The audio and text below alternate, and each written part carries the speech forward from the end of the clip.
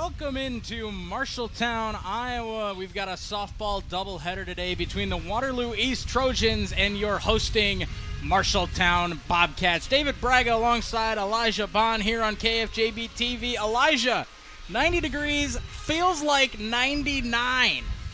Another opponent maybe for both teams today. It is a hot one outside. It has been like the last 3 weeks here in central Iowa.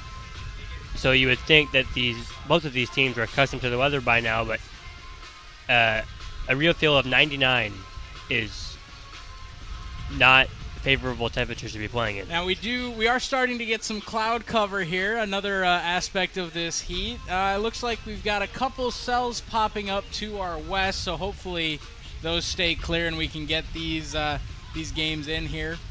As we take a look there at the head coach is talking it out at home plate, and we'll take a look at our starting lineup here. First up, the Waterloo East Trojans leading it off, Grayson Downing, and then the pitcher following up, Ellen Smith.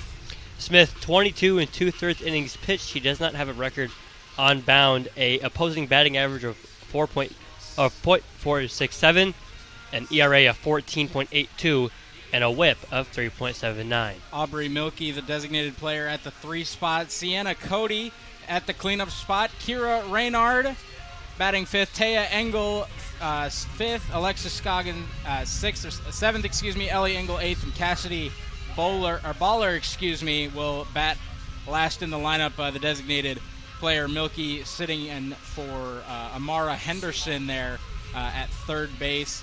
As there we get a look at the Waterloo East starting lineup. We'll take a look now at the Bobcats starting lineup. One that notable absence here, Kate Sandvik out in Colorado with the under 16 Iowa Premier team.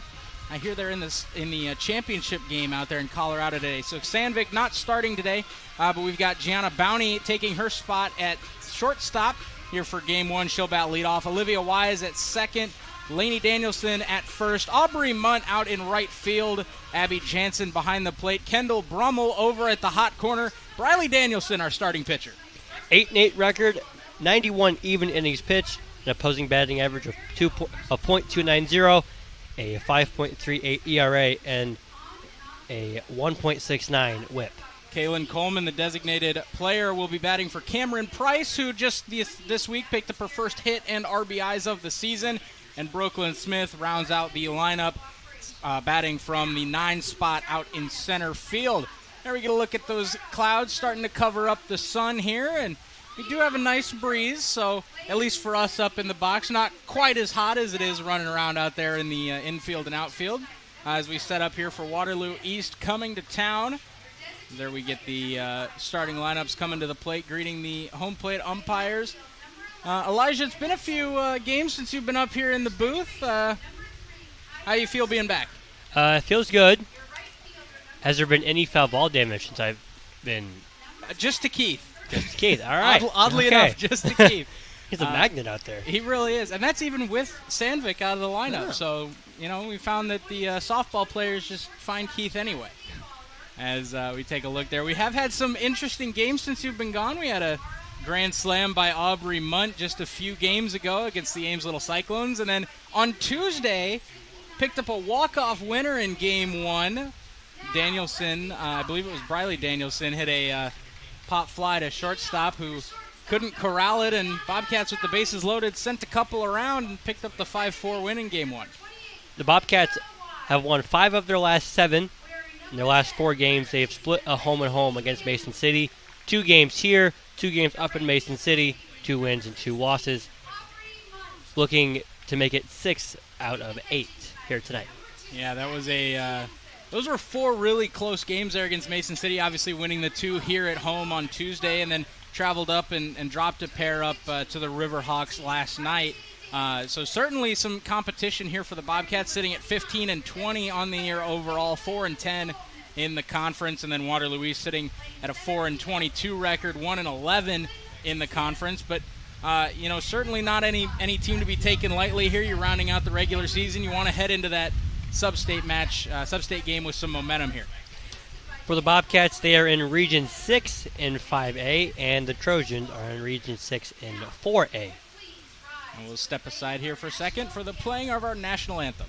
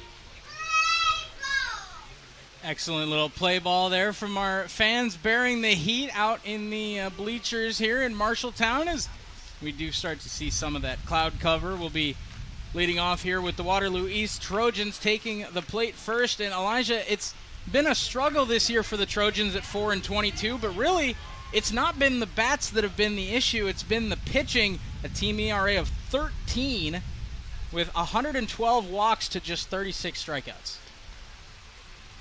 To be a good baseball or softball team, you have to have a well-rounded team. And for the Trojans, they have some good bats. It's just been the pitching that's the issue, and it's plagued them. Since the start of June, they are 3-18, so definitely struggled. As there we get a look at the field view, it'll be Briley Danielson in the center circle with Abby Jansen behind the plate. Lainey Danielson and Olivia Wise on the right side of the infield. Gianna Bounty at short. Kendall Brummel at the hot corner. Then around the outfield, it'll be Kim Price, Brooklyn Smith, and Aubrey Munt with the designated hitter Kaylin Coleman. Marshalltown, like I said, coming in 15-20 so far this year, and certainly would have liked to have picked up 2 more wins last night against Mason City, but the long bus ride going up, I'm sure a lot going through the minds of the players. Those longer bus rides, certainly no fun activity. Those can definitely get tedious. I've doing cross country. I've definitely had a couple of those, and by the end of it, you're just wanting to get off the bus. We'll see if the Bobcats can bounce back from those losses last night as we are set for the first pitch. It'll be Grayson Downing leading off for the Waterloo East Trojans. Downing batting .407. So, like we mentioned, it's not been the bats that have been the issue here as first pitch from Danielson misses low and inside along the dirt. Downing leads the Trojans in runs, hits, singles, doubles, and triples. Certainly the person you want leading off the game here if you are the Trojans, as Danielson winds up here for the second pitch, misses low. 2 pitches in a row now, a 2-0 count here to the leadoff hitter Downing. 8 extra base hits from the leadoff batter as she'll take a pitch that catches the upper outside corner of the plate. Riley Danielson, her first strike of the afternoon. It's a good pitch along the outside corner. Big swing and a miss there from Downing, and we talked about it in the first game against Mason City here with our one of our other KFJB-TV commentators, Zach Tomesch, just about attacking the zone, and Danielson found herself up 0-2 in plenty of counts against Mason City. Here, found herself down 2-0 and has now worked it back to being a full count.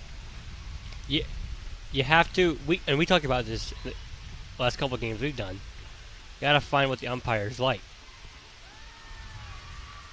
Umpire probably not going to call too many pitches in the dirt. No. A strike here today as a leadoff walk there for Downing as the Trojans have a runner aboard here to start off the game. That'll bring up Ellen Smith here for the Trojans, a freshman batting .258, 7 runs, 2 RBIs so far on the year. She'll take a pitch inside as Danielson still works to try to find some more of that strike zone. For the Trojans here, it's got to be about getting off to a strong start. Runner on first already, and now runner on second as pitch gets away from Jansen up and away, and that'll advance the runner Downing into scoring position. And I think you were about to go there, Elijah, but it's not necessarily, you don't need to make this 2-0 on one swing of the bat. Now that especially you've got a runner on scoring position, you're ahead in the count. Just work that pitch count, find yourself on base as Danielson will find a strike there to make the count 2-1. When teams are struggling, as East is right now, it's all about getting runners on and getting them home in one way, shape, or another. 2-1 offering there will be a bunt, drop down, and straight back foul into the catcher Jansen. And now Danielson has worked her way back into this count at 2-2. And you'd think here now, Elijah, that takes away that sacrifice bunt opportunity with now a second strike. You would think so, but I've seen crazier things in softball. 2-2 here from Danielson will be high, and second straight full count worked here for the Waterloo East Trojans at the plate. Danielson walked Grayson Downing to lead off this game. Full count offering here from Danielson is fouled back the first base side and well out of play. And we'll run it back here with Danielson in the circle. Slow chopper to third. Throw over to first is in time. That will advance the runner. Downing, though, as Smith grounds out to third. And productive out there for the second batter in the lineup, Smith. That'll bring up Aubrey Milkey. It definitely was a productive out, getting Downing over to third base. And now Milkey with the chance maybe to lay one down to the first base side. She'll take a strike here on the opening pitch. That's Danielson's first opening pitch strike of the afternoon as she works against Aubrey Milkey, batting .250 with 7 runs, 4 RBIs. The junior for Waterloo East swings and misses out in front of that one, and Danielson here a great opportunity to get the second out and hold that runner at third.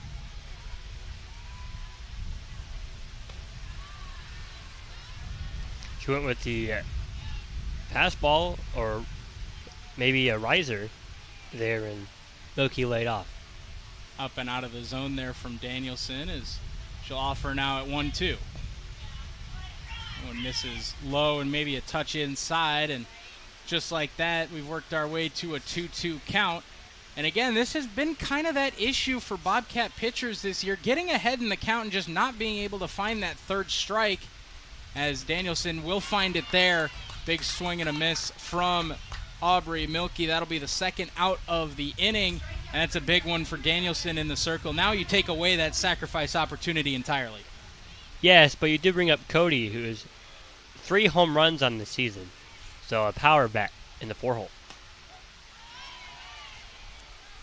Sienna Cody takes strike 1 from Danielson. .275 batting average, 10 runs scored, 19 RBIs for the cleanup batter here. Certainly the one you want at the plate, as she'll take a big cut and whiff on that pitch a little outside in the zone. A good find from Danielson, and again, Elijah will hit on it every time. 0-2, another opportunity here for Danielson. The 0-2 pitch comes home, and it will find the dirt around home plate for ball 1. Maybe a bit of a waste pitch there by Danielson, but now you have to attack with the 1-2. Runner on third is Downing after drawing a leadoff walk. Danielson fires home, and that one fouled back and out of play over the backstop and the bleachers here at the Marshalltown Softball Complex, that, as you can see there from our home plate cam, has a nice new scoreboard out in right center field. As that one gets away from Danielson, and that'll bring home Downing on the wild pitch. And Waterloo East strikes first here in the top of the first inning. Grayson Downing draws the walk to lead it off and then comes home on the wild pitch. Certainly not what you wanted there from Danielson. You certainly don't want to give up runs for free. That's how you let a team that's been struggling start to get some momentum, and that's how you get upsets. I did allude to it earlier in this half inning, as Cody draws the walk. For a team like East, it's getting runners on and getting them around any way that they can. Pass ball gets them the lead 1-0. We'll bring up Kyra Raynard, the second baseman here for the Waterloo East Trojans. Raynard, a freshman, batting .239, 8 runs, 6 ribbies, as we'll have a quick little meeting here between Jansen and Danielson in the center circle, as well as the rest of the infield pairing up to their respective sides. Early on in this season, second and third games of the season, May 28th, Bobcats and the Trojans met up at Waterloo East, and the Bobcats outscored the Trojans 30-1 en route to a doubleheader sweep.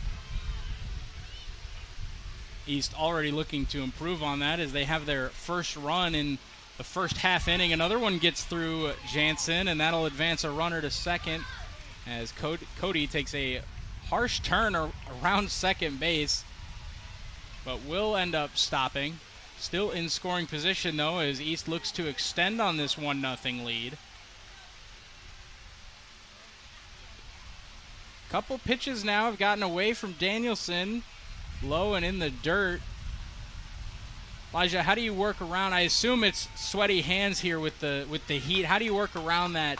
Obviously not a softball player yourself, I don't believe, but how do you work around that if you're Danielson here? Well, it's all about finding the grip on the ball and executing to your strengths, as that one misses low, making the count 2-1, because ultimately everybody else on the field is dealing with these same conditions, so it's just executing as well as she can. There she'll find a strike to go 2-2 here with the second baseman Raynard, as the Bobcats look to get out of this inning. Maybe a lesson here for the Bobcats at the plate that you can be a little bit more patient here today, as Raynard sends one into center field. That one will make it to the outfield, and that'll bring home a second run here as Cody scores from second on the single from Raynard. And the Trojans have already doubled up their score from the previous doubleheader against the Bobcats, and we're just 2 outs into this one. Definitely not a spot you want to be in if you're the Bobcats, as Raynard will advance second on another wild pitch. That's 3 now here already in the first inning for Briley Danielson, as Taya Engel takes the plate here for the Trojans. She'll rifle one back to Danielson, who it knocks her glove out of her hand, but Danielson able to scoop it up with the right hand and fire it over to the first base side to Lainey Danielson. They will get the third out of the inning, but not before Waterloo East puts 2 on the board. Bobcats already find themselves in a hole here, down 2-0 as we head to the bottom of the first. In the first inning for East, 2 runs, 1 hit, and a runner left on base. So, work to do for the Bobcats, and it starts with Bounty. Danielson did find that one strikeout in the top of the first. As we hear the final countdown being played, Elijah, the final countdown before we head to Sub-State. Marshalltown will be taking on Des Moines Lincoln here next week. I believe that's on Thursday. And we will have that game for you right here on KFJB-TV, as well as on News Talk 1230 AM and 93.9 FM. And then, should they win that, Elijah, we'll take ourselves a trip down to Southeast Polk on Saturday. Certainly not the easiest of tasks here for the Bobcats as we end the regular season out. I believe they've got this game here, this doubleheader against East, and then I think they play Nevada. That is correct, yep. Nevada on Monday next week. Rounding out the regular season here, the Bobcats will lead it off with Jonna Bounty, who is playing shortstop. Normally, as we mentioned in the pregame, Kate Sandvik there at short. As we get a look at Jason Bowers there, the head man for the Marshalltown Bobcats softball team, along with assistant coaches Kaylee Pollard, Tim Mull, Megan Medus, and Samantha Vetter. He'll take his spot down the third base line. He'll be making all the calls for the Bobcat players that come to the plate. As we mentioned, it'll be Jonna Bounty at the leadoff spot here. Found a double to lead off the game against Mason City on Tuesday here on KFJB-TV. Looking to replicate that here is Bounty, Wise, Danielson, Munt, Jansen, Brummel, Danielson, Coleman, and Smith.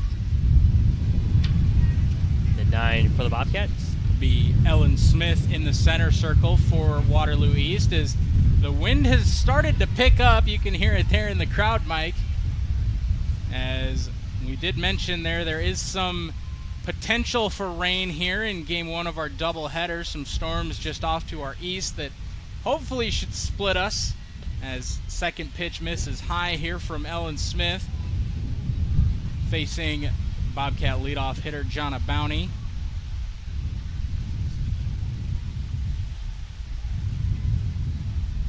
Certainly not the most of fair conditions here, as another one sails high from off of the right hand of Smith, and Bounty stands patient there in the left-hand batter's box. taking that aggressive stance down the first base line. Certainly someone with plenty of speed to lead off the lineup for the Bobcats, as she'll look to square up a bunt, and she'll take ball 4 there. And she finds herself on base in just 4 pitches. Bring up Olivia Wise, our player of the game from Tuesday. She got herself a $25 gift certificate to OPA here in Marshalltown to see if she can make it back-to-back good performances here as she squares up to bunt. Bounty takes off. The throw was good, but just falls out of the glove of the second baseman, Raynard. And Jonna Bounty has now swiped second. I thought she was out on the throw, but just got up a tad bit short. Throw was just a hair short and did just slip out of the glove of the second baseman, Raynard. And Olivia Wise fouls one back here to even up the count at 1 apiece.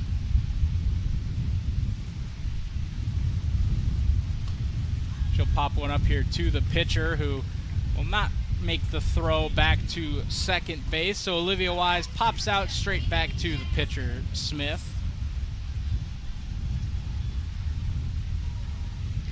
That'll bring up Lainey Danielson, the first baseman here for the Bobcats in that right-hand batter's box. She'll take a ball low, and aggressive lead there from Bounty off of second base as that ball was in the dirt. Nice job there from Ellie Engel working behind the plate to keep that one in front of her and hold Bounty at second.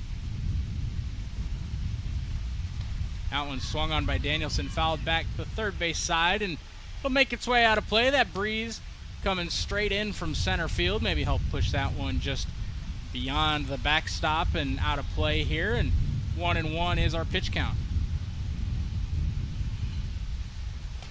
Danielson pokes one to the second baseman, Raynard, who is able to corral that one in the infield, and the Bobcats have their second straight pop-up out here in the infield at the bottom of the first inning. It really seemed like that ball was going to travel into right center field there. It just got caught up in that strong wind. Yeah, that gentle breeze out of center has turned into quite a steady one. As you mentioned there, it looked like maybe that one was going to tail off into shallow right center, but wind just held it suspended there above the second baseman, Raynard, and that'll bring up Aubrey Munt, the cleanup hitter. She'll take ball 1 up and away.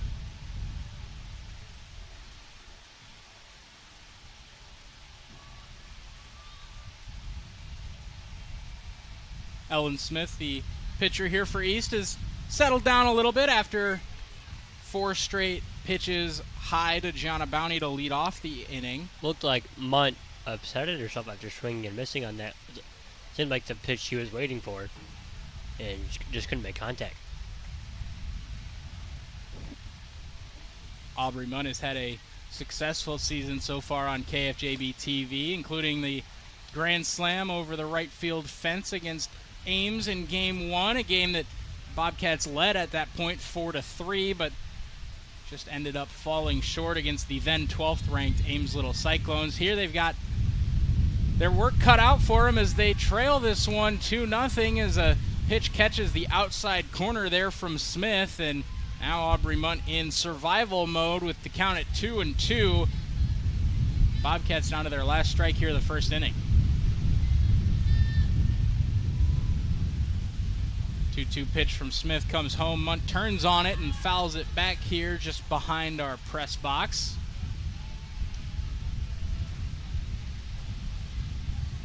Do not want to strand Munt at second base after giving up 2 in the first inning.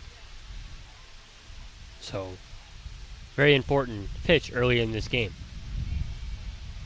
2-2 count from Smith. She'll come home in the dirt. That one does get away from the catcher Engel, and Bounty will advance to third, and now even more so than ever with the count full and a runner on third, Aubrey Munt here. A big opportunity to get the Cats back in this one.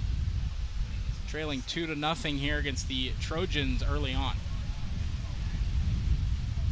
Full count offering here from Smith. She'll come home. It hits Munt in the shoulder, and she will go ahead and take first base. That's a That's an uncomfortable spot to get hit by one there, right on that lead elbow. In 3rd grade, I dislocated my shoulder getting hit by a pitch, so might not be that severe for Mutt, but definitely an uncomfortable feeling.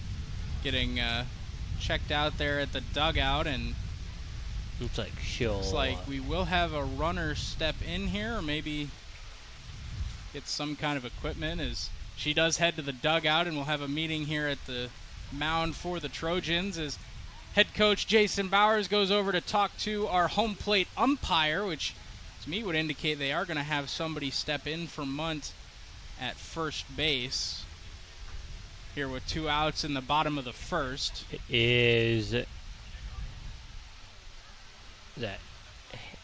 an 8? I believe that's an 8, so that'd be Hannah Osgood. Hannah Osgood, I believe, yes, number 8. Sophomore. Will take Munt's place at first base. Yet to be seen if it's a straight-up swap for Munt and Osgood, which would put Osgood in right field to start inning number 2. That'll bring up Abby Jansen, the catcher here in Game 1 for the Bobcats. She'll take ball 1 low and in the dirt.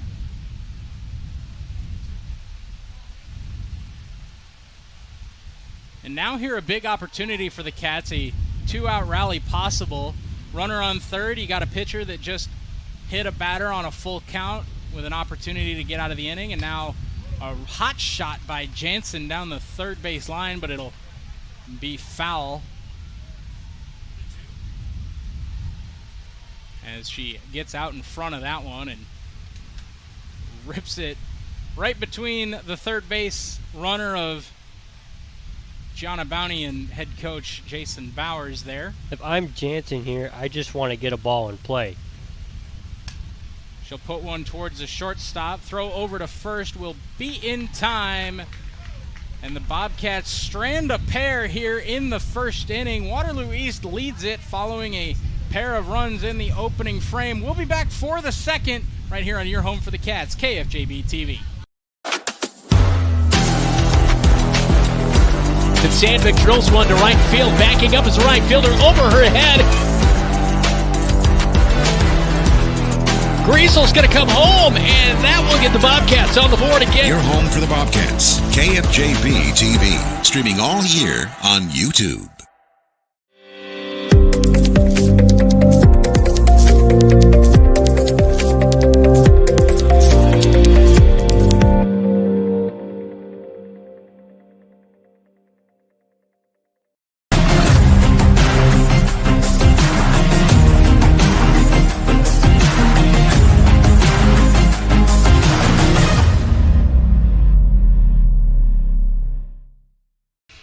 Welcome back to coverage of Marshalltown softball here on KFJB-TV. A struggle through the first inning for Briley Danielson in the circle, as well as the Bobcat top of the order at the plate, as the Trojans lead this one 2-0. Marshalltown coming off a pair of losses up in Mason City last night after beating the Riverhawks here in Marshalltown twice on Tuesday. Certainly to go along with this heat and wind that we've been seeing so far this afternoon, Elijah, the Bobcats probably a bit of fatigue here as they had the Bobcat Classic this past weekend and now playing their 5th and 6th games over these last 3 days. That Bobcat Classic is an interesting tournament from an outsider's perspective, and it's got to be taxing on the players in a doubleheader last night and another one tonight.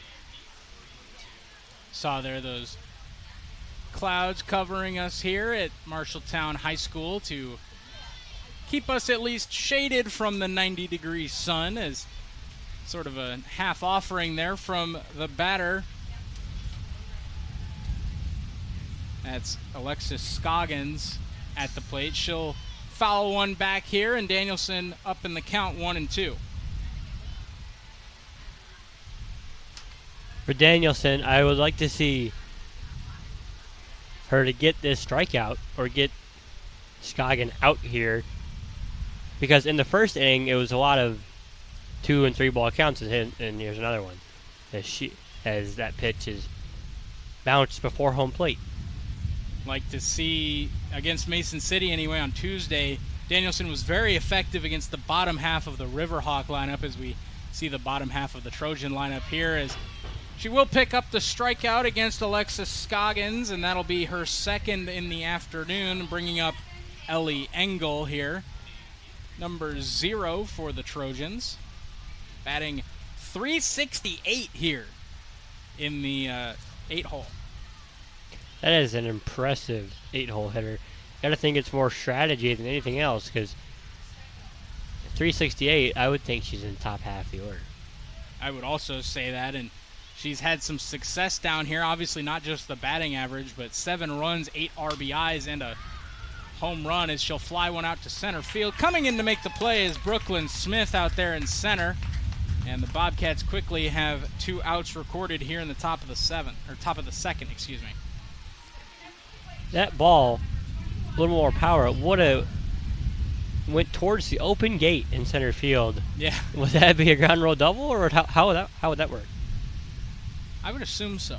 Yeah, like if it bounces over the fence in baseball. So that'll bring up the 9-spot hitter here. That's Cassidy Baller. Takes strike 1 here. Something to keep your eye on. The ball's hit to center field. Open gate. A little bit to our right of the 220 sign. Right out there by our center field cam, Deegan Grant. Out there getting us some great shots, as you can see there, just right over the pitcher's right shoulder. As Danielson comes home here and picks up strike 2, and looking to work a much quicker second inning than Bobcats had in the first. 1-2 count here from Danielson. She'll come home with it and airmails one over the catcher and the umpire as well, and that'll even up the count here at 2 apiece.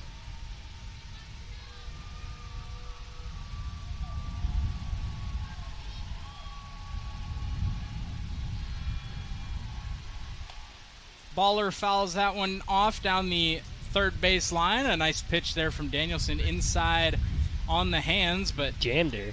Baller able to foul one off. Baller batting .263 so far this year, so another successful bottom of the order hitter here for Waterloo East. And as we mentioned, it really hasn't been so much trouble at the plate for the Trojans, but they just haven't found that pitching so far this year. But certainly worked their way through the top part of the Bobcats lineup tonight with relative ease. As 3-2 pitch comes home, and Briley Danielson, picks up her second strikeout of the inning and third of the game on Cassidy Baller.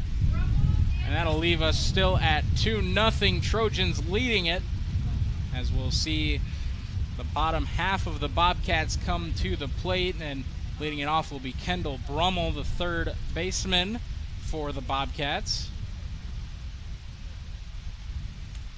It will be Brummel, Danielson, Coleman, and Smith.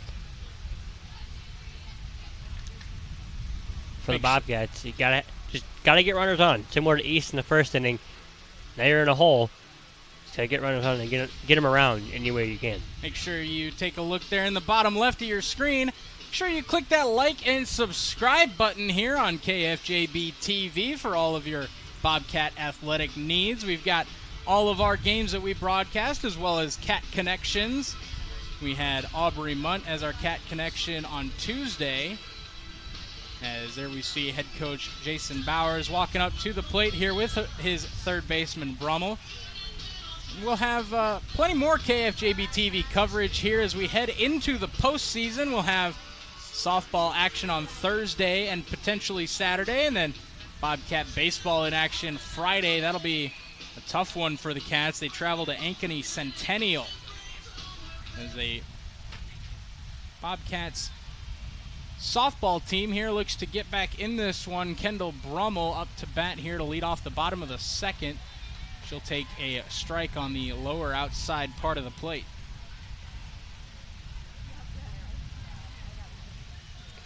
For the Bobcats, he's got to work to attack this arm in Smith here, because as we've said a couple times in the first inning and a half, it's been a pitching issues for the Trojans not so much hitting issues. So just continue to attack this arm in Smith, and I think good things will come to fruition. Brummel tried to lay down a bunt there on the 0-1 pitch, and she'll go down swinging on 3 straight strikes from Ellen Smith. That's her first strikeout of the day. And we talked about it a little bit earlier on in the pregame and going through the lineup, Elijah. That's just the 37th strikeout on the year for a Waterloo East pitcher, as that'll bring up Briley Danielson, the Bobcat pitcher here for Game 1 today. I think that's less than 1.5 strikeouts a game. Danielson, a hot shot to the corner, fielded nicely, throw is high, gets away from the first baseman Scoggins, and Danielson will advance to second on the throwing error. We'll put that one down as an E5 on KFJB-TV scorecards.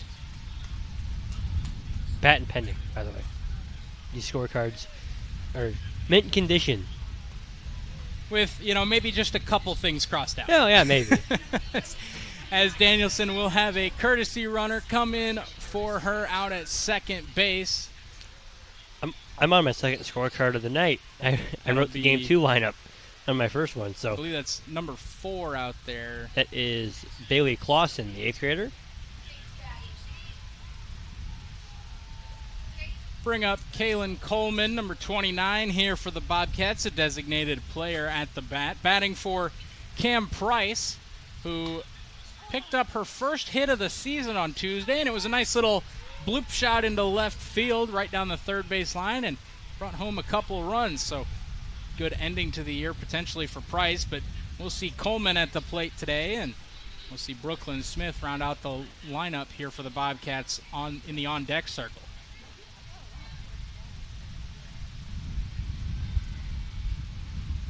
Count evens up at 1 apiece as that one rolls its way to the catcher Engel.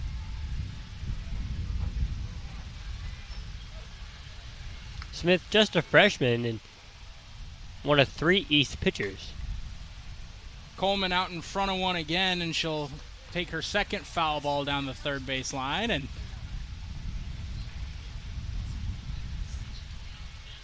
Bobcats have found some foul balls and a lot of pulled shots over to that third base side, but have not found the gap between the third baseman and the shortstop. As you can see there, Henderson shaded over to the corner, and umpire will call that one foul as it just didn't quite make it past the bag in fair territory. You can see there the third baseman hedging over towards that line, and the middle of the field is wide open here for the Bobcats to try to attack if they can straighten out a couple of these foul balls. There is a big gap right up center field for the Bobcats. Coleman, the 1-2 pitch. She'll pull one again down the third base line right at the Trojan dugout. I like this strategy, though. Get that left fielder some running and maybe tire her out a little bit out there. That's Sienna Cody out there in left. As we'll see the 1-2 pitch here for the third time of this at-bat for Kaylin Coleman. That one an off-speed pitch that does not drop into the zone, and a good eye there from Coleman to lay off of it to even up the count at 2 apiece.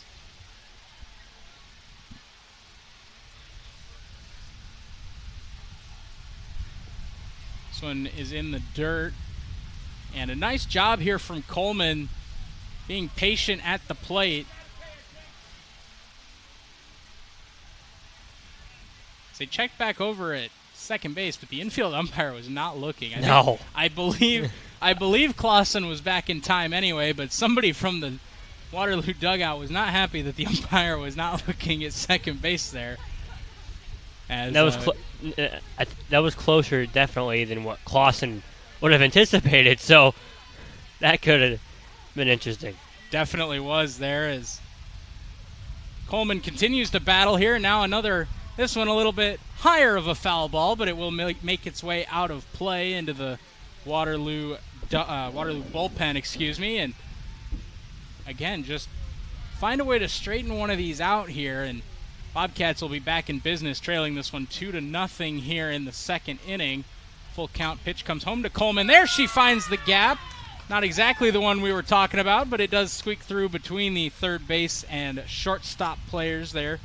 Henderson and Baller for the Trojans, and Kaylin Coleman finds herself on base here as the Bobcats have 2 aboard, looking to take that 0 off the scoreboard. Definitely a spot you want to be in for the Bobcats. Corners with 1 out, and Smith at the plate. That was the first hit of the night for the Bobcats, so they're in business.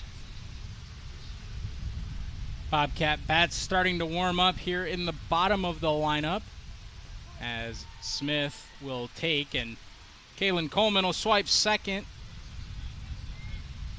Now the Bobcats 2 runners in scoring position, and that's a big steal from Coleman. You take away the double play now on anything in the infield. And it really seemed like Angle there wasn't necessarily interested in throwing down.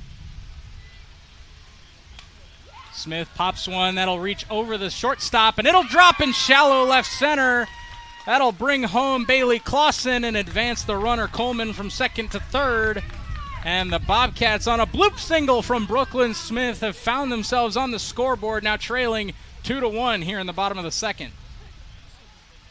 That will go in the books as an honored run, as Danielson's runner and Clausen scores from third base. But a run nonetheless for the Bobcats. Now down 2-1. That'll bring up this top of the order here for the Bobcats, and Gianna Bowney, who walked in her opening at-bat, as Brooklyn Smith will swipe second, and back-to-back steals here for the Bobcats as Coleman and Smith find themselves on third and second, respectively, with Bowney at the plate. That one rolls its way across the home plate for ball 2.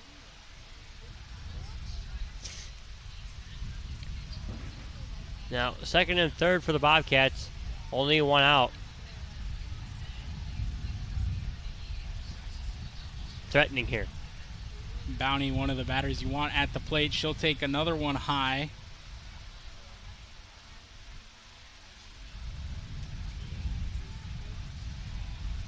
Now just 1 ball away from loading up the bases here and drawing her second walk of the afternoon. She'll turn on one into left center.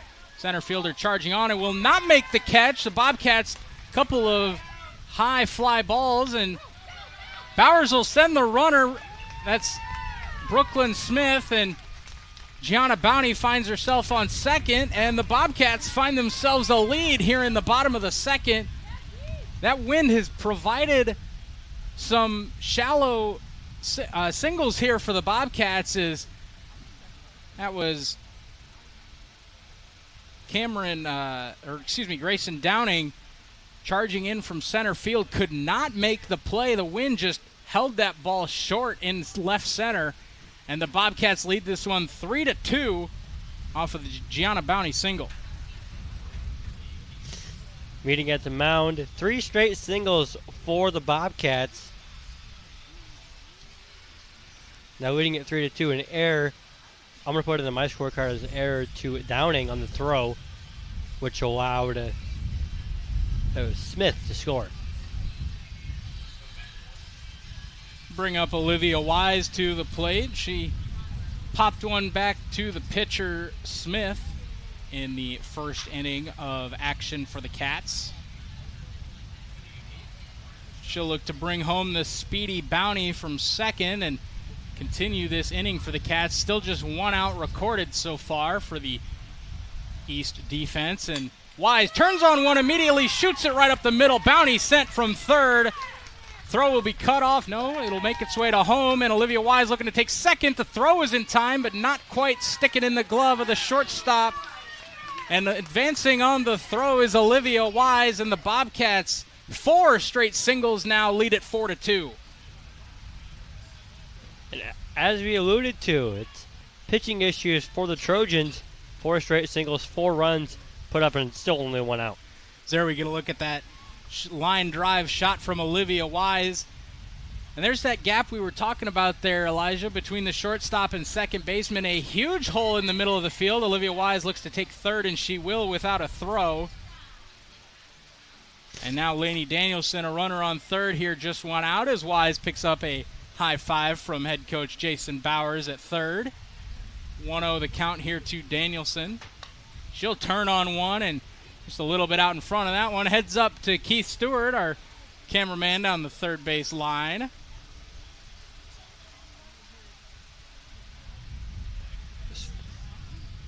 Definitely been an active inning for the Bobcats, as Danielson is going to look to help herself here.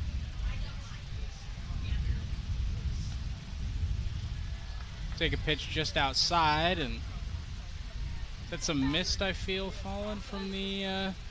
looks like we got a couple of spots here on our window. As we did mention, there were some showers, as Lainey Danielson will lift one into center. Olivia Wise will tag, and not quite deep enough to send her home as Danielson flies out to Downing, the center fielder. That'll bring up Aubrey Munt, the right fielder here for the Cats. Now 2 outs down. Bobcats now lead this one 4-2 after a very productive inning at the plate, and still looking for more with Olivia Wise on third. Aubrey Munt swinging early, does catch a piece of that one and makes its way to the backstop.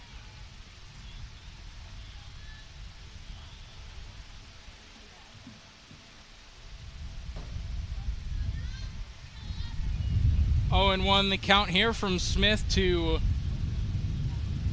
Munt, as she'll foul one back on the first base side this time and into the backstop, as few more raindrops seem to be falling here in Marshalltown as we work our way through the second inning with the Bobcats leading at 4-2. Aubrey Munt at the plate down 0-2, and she'll foul, just get a piece of one, and again foul it back into the backstop. Munt certainly one of the more aggressive batters at the plate this year for the Bobcats, as the rain is now coming down.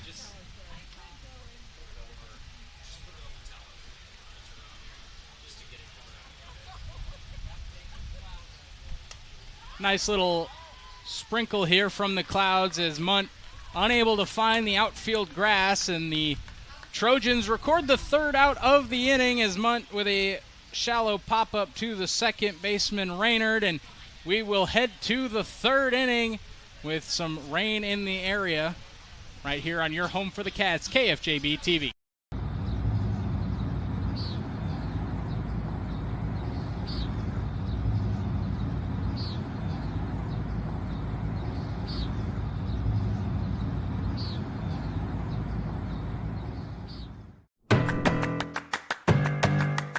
In Iowa, we are fortunate to have a lot of opportunities to get involved in at our schools. Athletics and activities have so many positive effects. From learning how to build relationships and healthy lifestyles, And gain self-esteem and confidence. Make participation a priority. You and your school will benefit.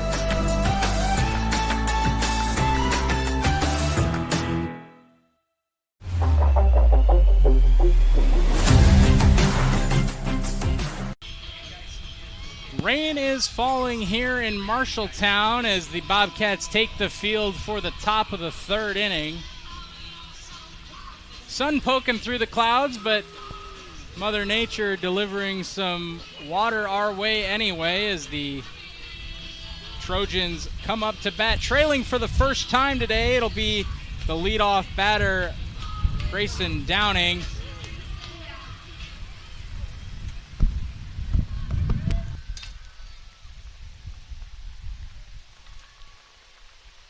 Downing takes ball 1.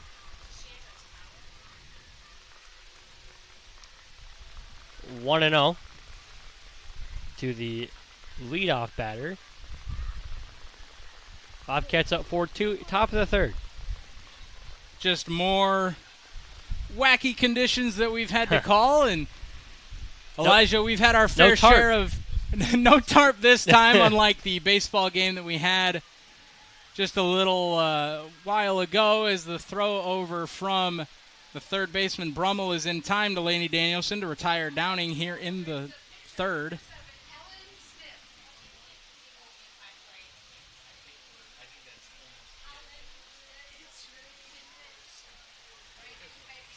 Elijah, we've had our fair share of fun broadcasts, and a little Mother Nature added into this one as fouled back down the first base side goes Ellen Smith. I've only been here a handful of months, so I don't have quite the experience with these kind of games as you do, but I do have my fair share of memories. You do.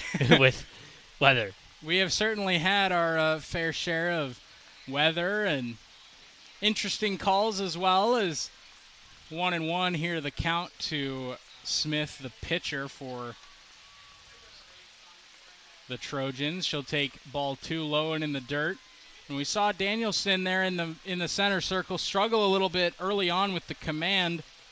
We thought maybe it was from the heat and humidity, and now the added rain seems to be affecting her in that same way as she misses low again here, now 3-1. She does have a towel in her back pocket. Now, I don't know if she had that in the first couple of innings, but she has it now, which I help a little bit. 3-1 offering here from Danielson is fouled off to the Bobcat dugout down that first base side.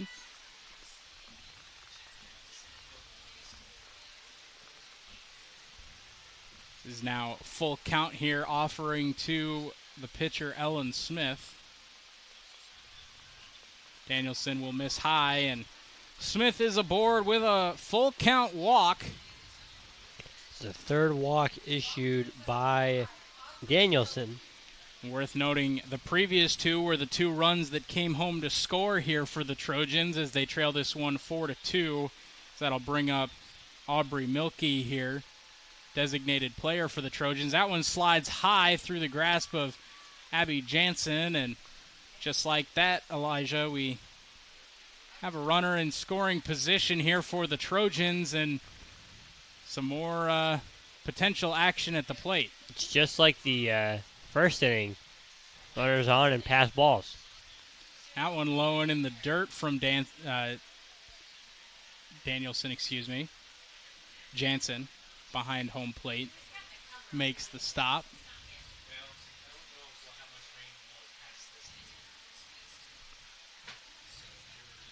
Fouled back into the backstop past the catcher Jansen, as Danielson now 2-1, trailing the count. It's amazing, Elijah, how much hotter it gets in here when we shut the window for rain. Don't get quite as much airflow going as Danielson looks to work this 2-1 count. She'll fire in a nice pitch on the outer half of the plate.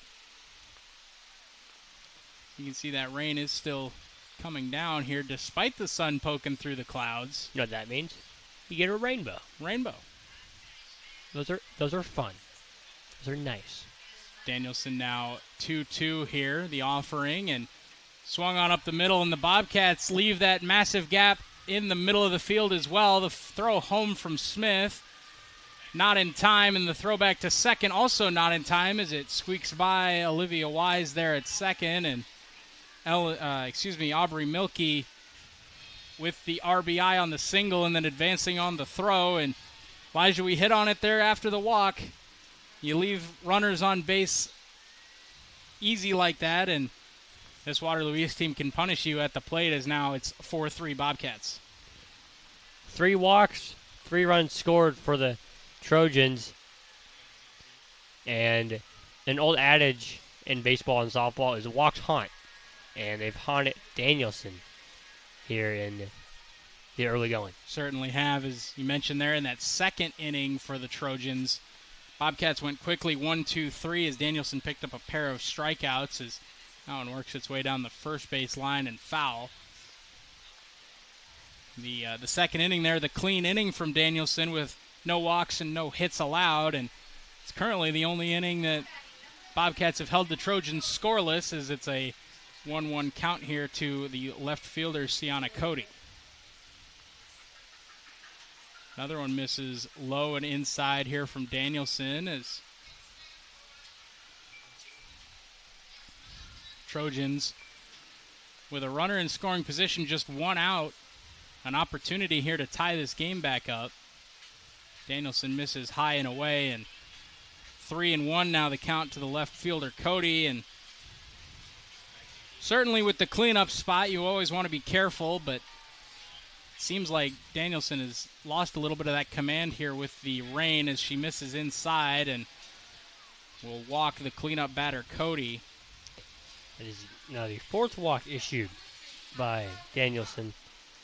Kyra Reynard, the second baseman up here for the Trojans. 2 on, 1 out. Trojans trail this one 4-3 to the Bobcats, who put up all 4 runs there in the second inning. Just prior to this rain coming down here in Marshalltown, as Bobcats look to bounce back from a pair of losses to Mason City last night. As big swing and a miss there from Reynard for strike 2 of this at-bat, and a big pitch here for Danielson. We've talked about Bobcat pitchers not being able to put away batters with an 0-2 count here, as that one is fouled back.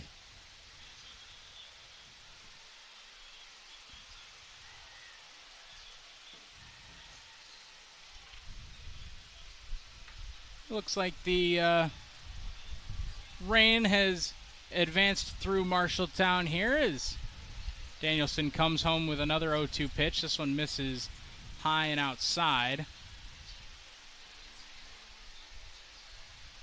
Big spot here if you're Danielson. 2 on, 1 out, up by 1. East is threatening. That one gets away from Jansen, and both runners advance. And just more miscues on that pitcher-catcher duo here today for the Bobcats, as now you lose that double play opportunity, and with a 2-2 count here, Kyra Reynard a chance to poke one into the outfield and regain the lead for the Waterloo East Trojans, as she'll take strike 3 on the inner part of the plate. That is a massive conversion from Danielson to pick up the strikeout and that second out here in the top of the third. It'll bring up Taya Engel here for the Trojans. She singled in her first at-bat and then advanced on a wild pitch to second, as she'll take ball 1 here from Danielson, who looks to fight through some wet conditions. Hopefully not a problem the rest of the night as the rain has moved its way through. Looks like still some light rain coming down.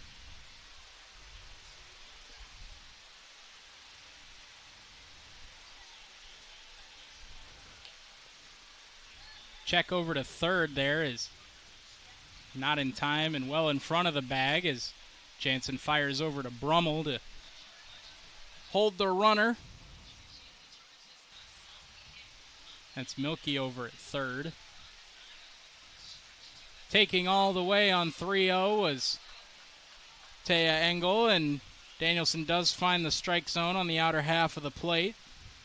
Nice pitch there by Danielson. 3-1 now offering, and she attacks that exact same spot and gets the same result. Now 3-2 the count to Engel, as Danielson looks to find herself out of this jam. 3-2 offering, swung on. Second baseman Olivia Wise comes in on it, fires over to first. Delaney Danielson, and the Bobcats do just allow the 1 run to maintain their lead. It's 4-3 here. Trojans strand a pair.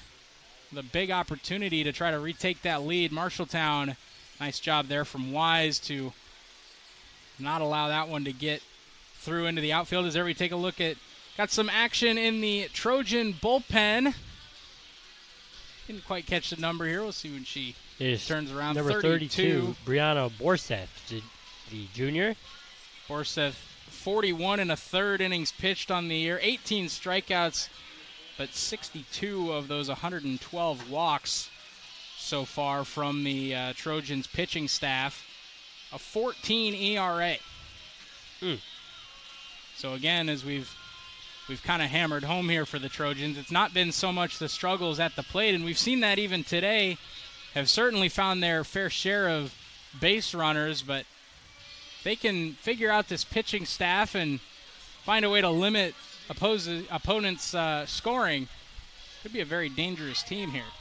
And it looks like we have some substitutions as East head coach Michelle Weller is talking to the home plate umpire. Now, of course, we don't get those relayed to us, so we'll have to figure that out. For the Bobcats in that last inning, 4 runs, 4 hits, 2 errors, and a runner left on. So looks like it's Raynard over now at third. I didn't see who's now at second. But I believe that's Henderson no longer at third. Looks like Henderson not in the game here, so we found... Looks like Cody moved to second. I think that's an 11. So Cody at second. Correct there. And Raynard at third. I mean, somebody's out there in left. Yeah. Can't quite see a number here, but some defensive adjustments for the Trojans as we'll... Got a quick pause here in the action as Jansen awaits the...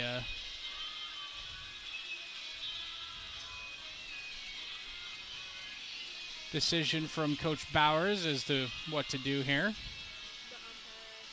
Home plate umpire now takes his spot behind the catcher Engel.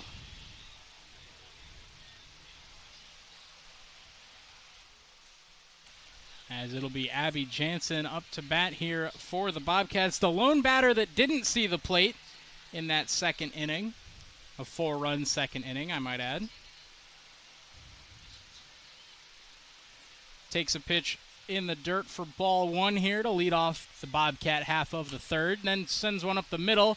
Mishandled by the second baseman, Cody, who throws over not in time. Jansen beats out the throw. I believe that'll probably go down as an E4, though.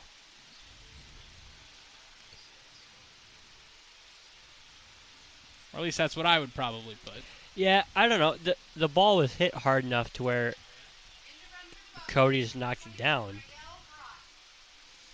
We'll have another courtesy runner here. That's 21, Rael Brott, standing over at first base now for the catcher, Abby Jansen, as third baseman Kendall Brummel steps into the right-handed batter's box.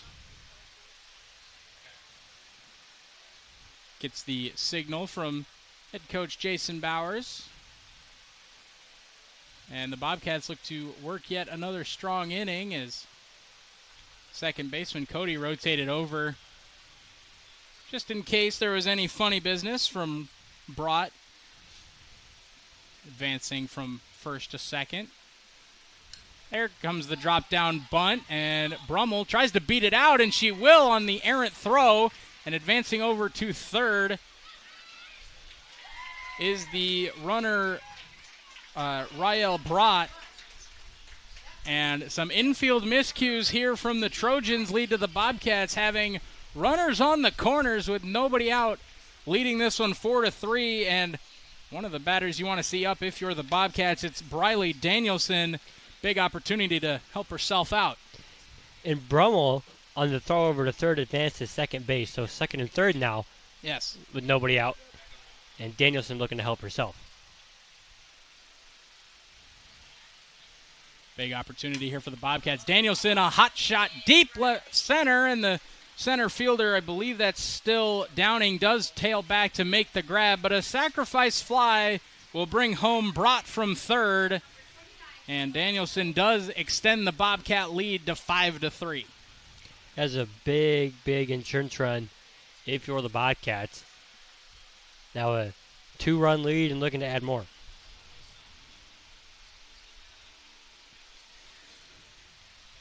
Bring up Kaylin Coleman, who fouls one straight back to us here. As we work our way through the third inning. Zach Tomesch arriving. He'll be on the call with Brandon Lewis for Game 2 of our doubleheader.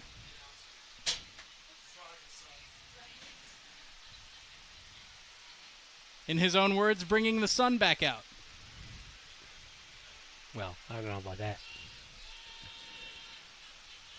Coleman stands in here, 1-1 the count. Smith fires home and turning on it. That one off the third base, and that'll be a single there from Coleman.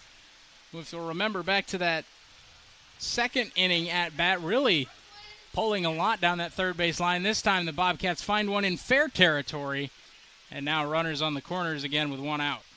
It's the fifth hit of the night for the Bobcats. In the fourth. The fifth in the last inning in the third. Brooklyn Smith now, the center fielder for the Cats, with an opportunity to add some more insurance as that one bounces its way home, and swiping second is Coleman. Maybe a little squeeze was on there as Smith showed bunt, but pulled back. If I was Smith, I would still lay it down, even with the corner in at first base. Well, how about a ground ball to first, as the out will be made there, and Brummel will score from third. So Bobcats find some productive outs here and extend their lead.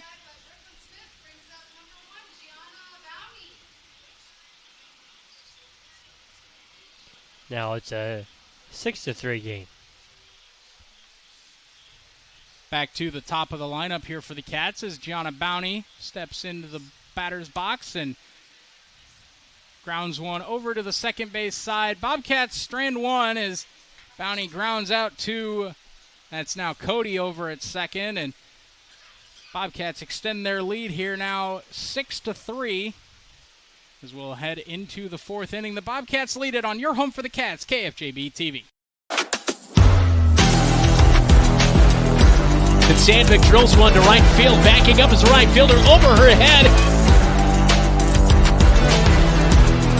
Griesel's going to come home, and that will get the Bobcats on the board again. Your home for the Bobcats, KFJB-TV, streaming all year on YouTube.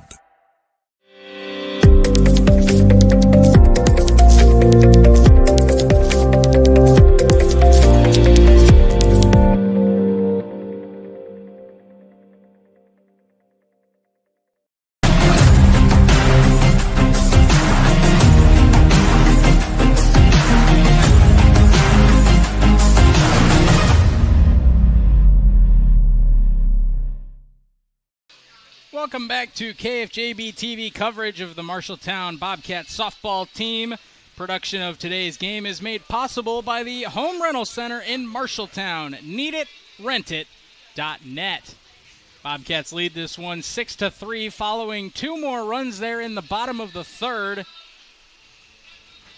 Couple runs coming home. Abby Jansen, who had the runner Rael Brott step in, and then Kendall Brummel coming home as well to extend the Bobcat lead, as we'll see Alexis Scoggins leading off an inning for the second time here today. She led off the second and struck out in that scoreless inning. She quickly goes down in this count 0-2 as Danielson looks to refine that groove here against the bottom of the Trojan lineup. And she'll find it against Alexis Scoggin here again. That's her second strikeout of the day of Scoggin, and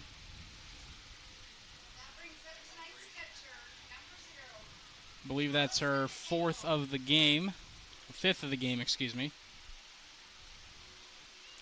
It is the fifth, the fourth swinging. Ellie Engel up here now for the Trojans, who flew out to the center fielder Smith in her last at bat in the second inning. Danielson quickly ahead 0-2 again, and another opportunity here for a quick inning. Danielson worked through this trio of Trojans quickly in the second inning as she'll pick up her second strikeout. That'll bring up Cassidy Baller. Baller struck out in the second inning.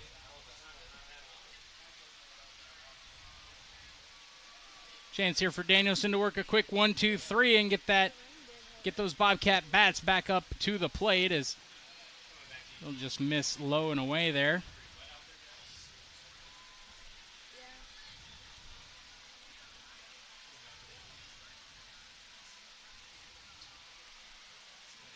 Baller turns on one and sends it down the third base line, and well out of play for foul ball and strike one of this at-bat. Baller 0 for 1 with the strikeout.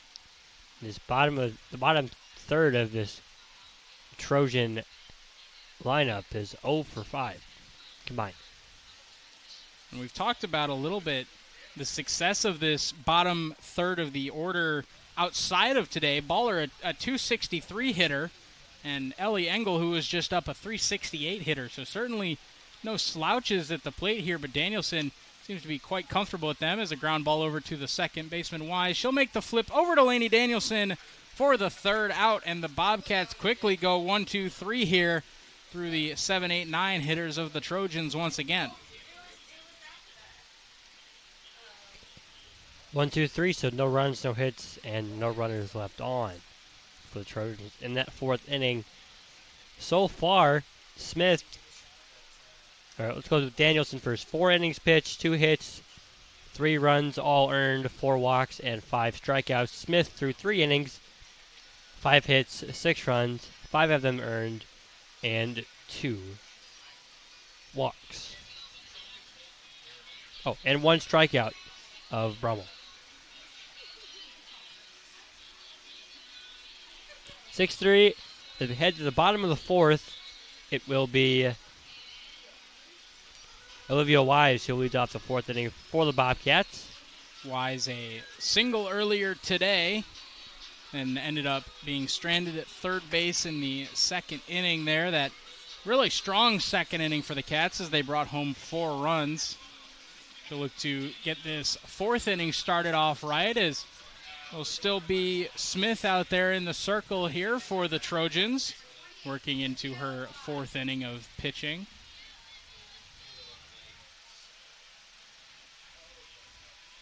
First offering here, Wise, a line shot to short and just through the glove there of the shortstop. I believe that's still, this is still Baller out there and at short.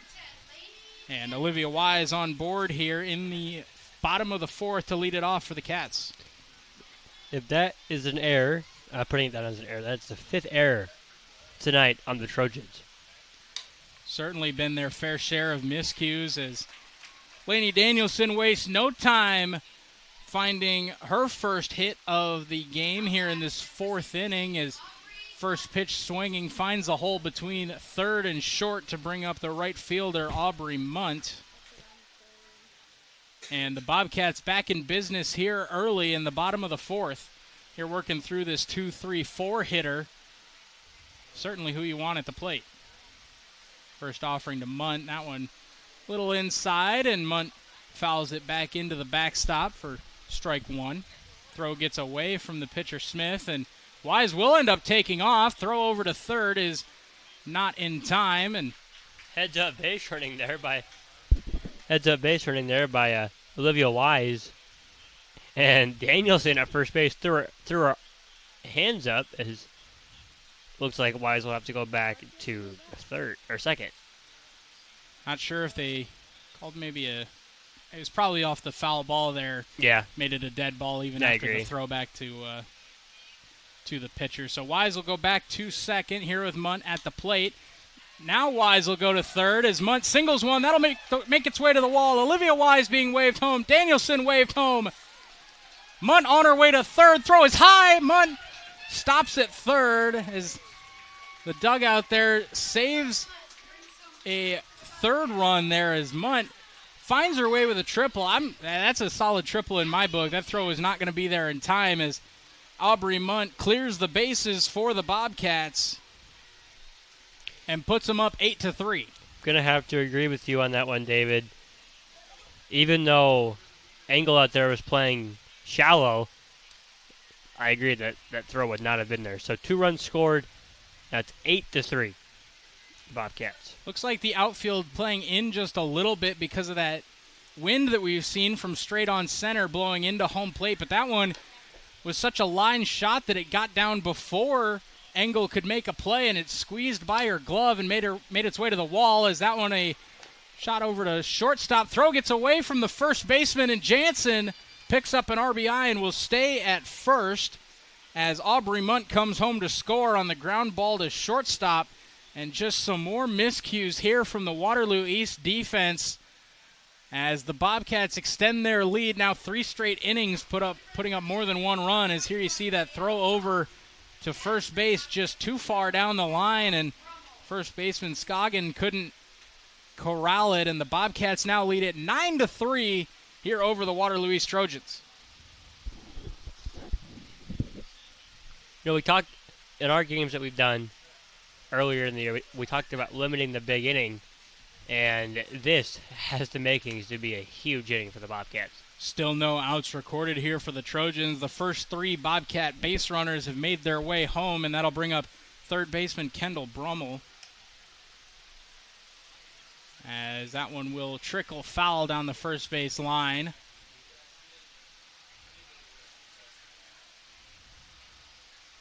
And it does not get easier for the Trojan defense, as Brummel will lead right into Briley Danielson, who I'm sure is looking to continue adding to her advantage here, as Brummel turns that one foul down the third base line. Another pulled shot right over to our very own Keith Stewart. Reinhard playing in quite a bit at third, as is the entire infield, now that I'm looking at it more heavily. Really, other than the shortstop there, playing back near the grass.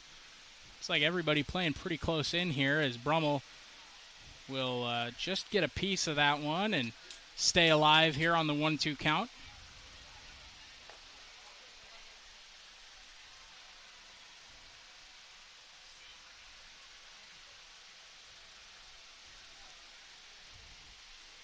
Ellen Smith comes home. That one rolls its way across the plate, and swiping second is Rael Brat. We didn't mention it there, but the catcher Jansen with the courtesy runner in at first, who swipes second.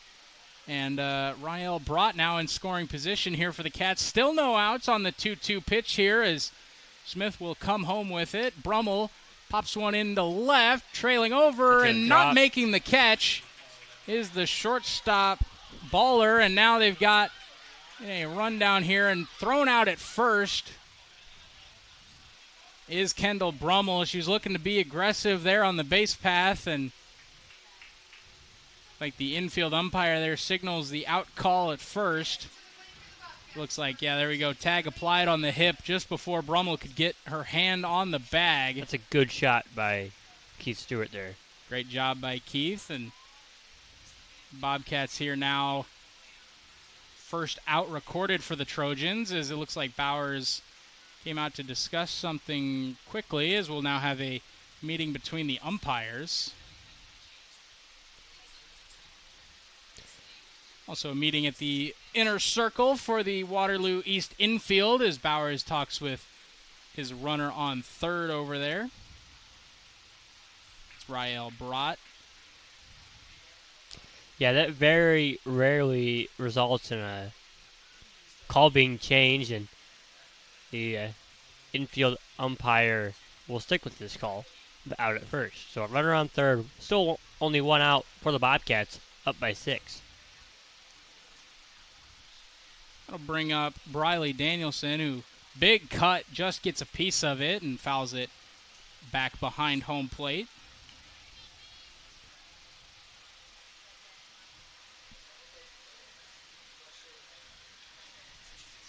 0-1 here, the count from Smith to the opposing pitcher here in Briley Danielson.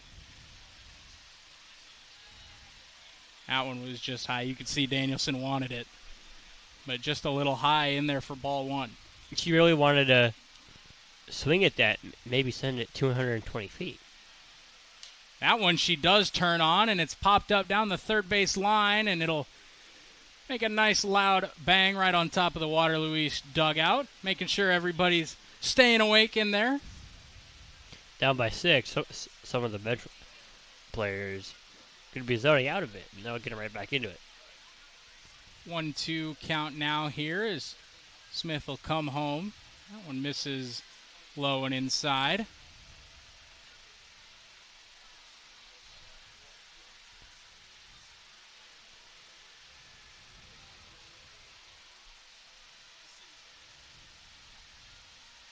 That one misses high, but a nice job there by Ellie Engel behind the plate, popping up in time for that one. Daniels will look to help herself here. 3-1 count. Should be 3-2. I believe there were the 2 foul balls in this at-bat. Is that one ripped down down the left field line as Danielson cares not for what the count is. She'll be in with a double. Standing up, and Briley Danielson gets the Bobcats to double digits now. 10-3. Extra bases for the Bobcat pitcher as they look to extend this one, and it looks like we may have that pitching change here for Waterloo East. We talked about it was Brianna Borseth warming up in the bullpen. We'll see if it's her indeed taking the center circle, as we will come back with our pitching change right here on your home for the Cats, KFJB-TV.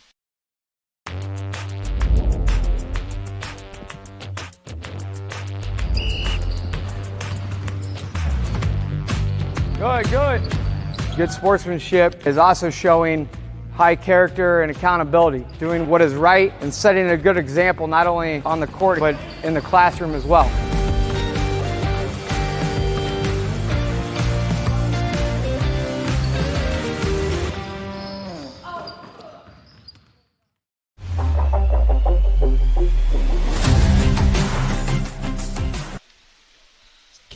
This pitching change here by Waterloo East. Is it time to change out your air filter? Check out the planned service programs from Ethington Heating and Cooling that helps ensure your heating and cooling systems are ready to go. Ethington and Heating and Cooling are not comfortable until you are. There you can see Bailey Clausen taking a seat there on this hot summer day in Marshalltown, as it is in fact Brianna Borseth coming in for the Waterloo East Trojans here as the Bobcats look to try to close this one out early, leading 10-3 with a runner in scoring position. Just one out here so far in the fourth. Final line on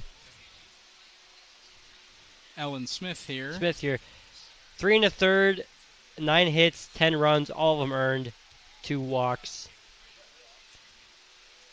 and the strikeout. But her defense really did not help her with 6 errors. Yeah, it's been a struggle so far today for the Waterloo East defense, as took the Bobcats an inning to get settled in at the plate, but since then 4, 2, and 4 scoring here for the Cats to make this one 10-3, and they're looking to extend on it here as Kaylin Coleman steps up to the plate, and she's got 2 base hits already today.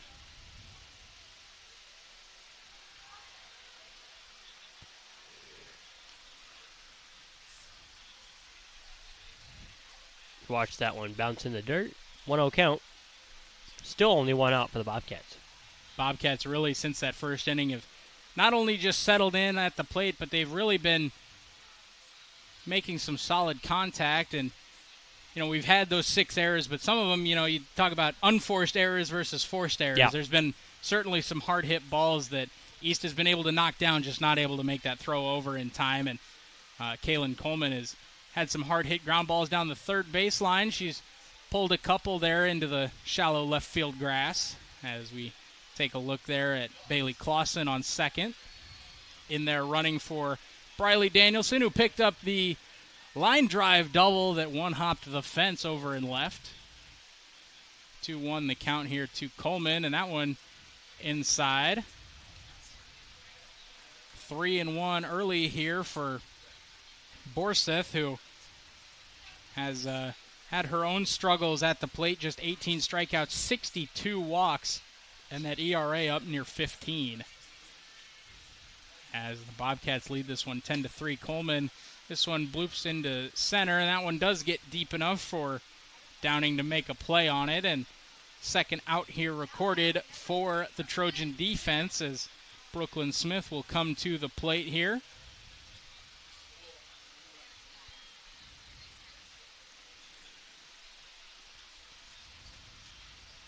Smith, the 8th grader,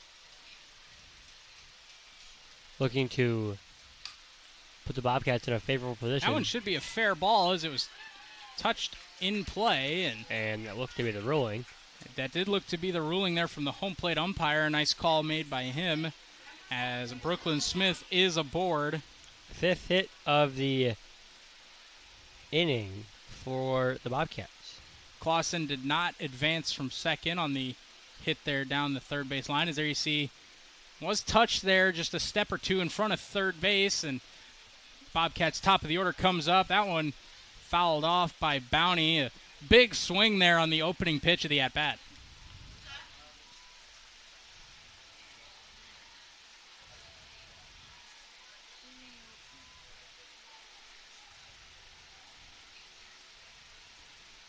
Bounty so far today has been on both times she's been at the plate. A walk to lead off the game and then a single in the second. She did come around to score one of the 10 Bobcat runs.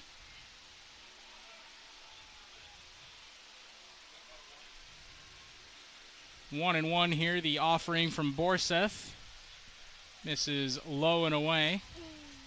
Oh, excuse me, called strike. Is that a late call or is that just me? It seems like the umpire has been a little late on his strike calls. 1-2 now the count, excuse me, as Bounty now looks to stay alive and keep the inning going. She'll foul that one back and out of play. Towards the luxury apartments down the third base line.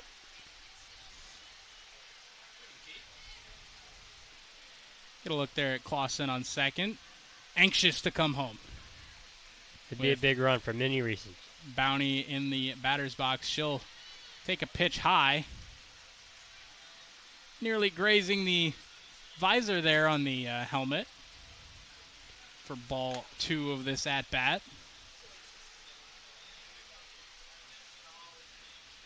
Borseth looking to get out of this 4th inning, and Bounty pops that one up down the third base line. And coming in to make the play in foul territory, that's Kyra Raynard, who started the game at second, has moved over to third, and she'll retire Bounty here for the 3rd out of the 4th.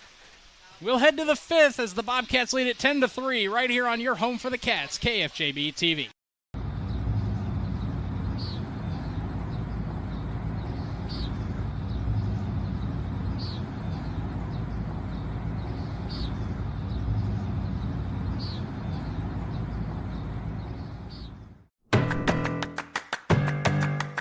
In Iowa, we are fortunate to have a lot of opportunities to get involved in at our schools.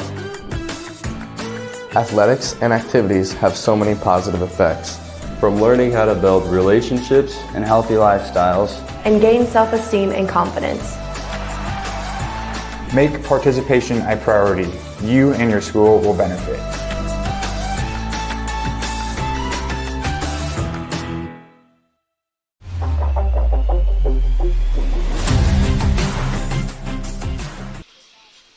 Welcome back to coverage of Marshalltown softball here on your home for the Cats, KFJB-TV.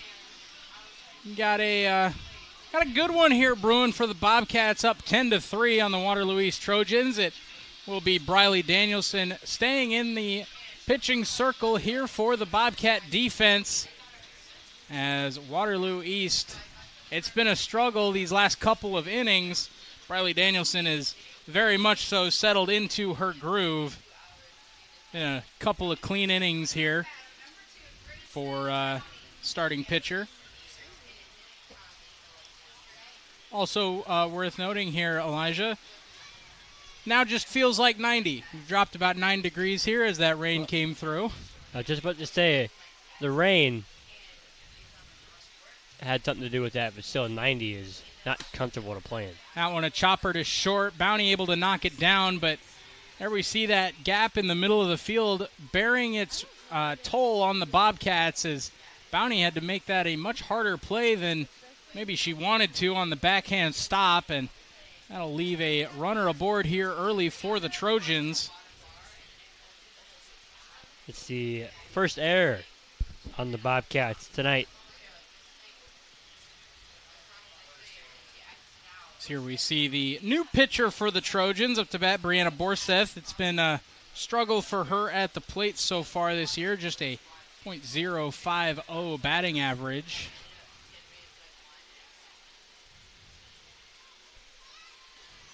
Is that pitch in there for Danielson, in for a strike.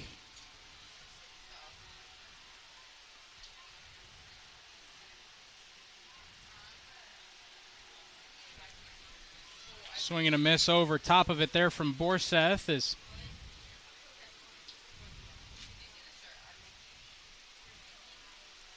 now 1-2 the count here to Danielson's new opponent in the circle. As that one gets a hold of it, and Bounty can't quite make the diving stop, and it's a pair of base runners here in the fifth for the Waterloo East Trojans. As there we see again, Elijah, just some of that formation shift from the Bobcats here, as that one just gets over the head of the third baseman, Brummel, and Bounty unable to make her way over to the catch, as we'll have a courtesy runner, number 9, Addie Wagner, stepping in at first base for the Trojans. She's scored 1 run on the year.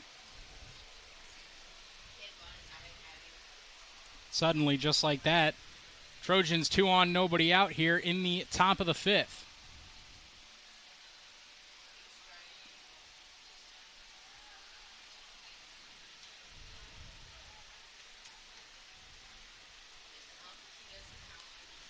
Pitch up and away there to designated player Aubrey Milkey. Big pitch right now if you're the Bobcats. Very much so here with runners on first and second. That one catches the outside corner. So now it's a full count. Scoreboard said 3-2. Now it is 3-2. That one down the first base line and hooking foul. And fortunate for the Bobcats, that one dropped in foul territory there. As 2 on, nobody out here. A big spot for Aubrey Milkey. The Bobcats leading this one 10-3. Milkey on the year, a .250 batter. And she is 1 of 2 so far today. That one low and in the dirt. It seems like our count is all out of shape. I believe now it's full. Okay, so now it's a full count. Hopefully. Can't see the umpire's signal there. He puts it right up as it's a ground ball over to the second baseman, Wise. She'll throw over to Danielson, get the out. But not before the runners advance to second and third, and now a cleanup batter, Sienna Cody, stepping up. She has reached base both at bats so far today. A pair of walks.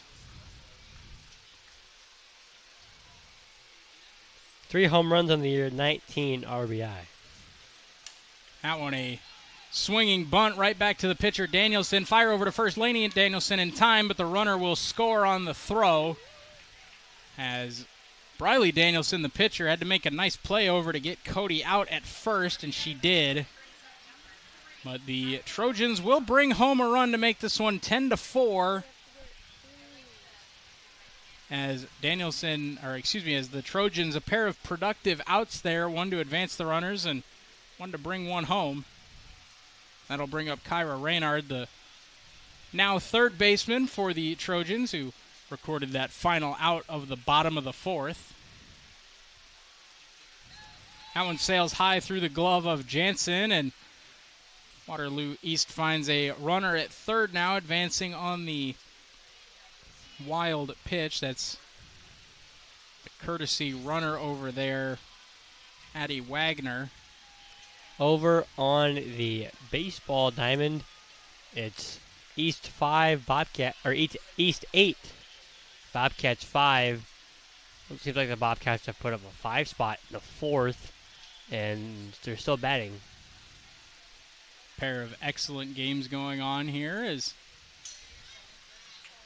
that one fouled off, so the runner coming home will have to head on and jog back to third base. Some additional cardio for pinch runner Addie, or courtesy runner Addie Wagner.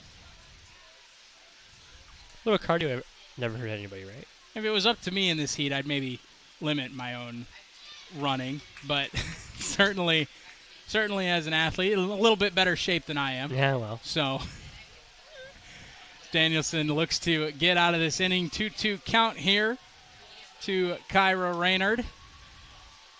And she'll pick up the strikeout. Blows by Raynard at the plate.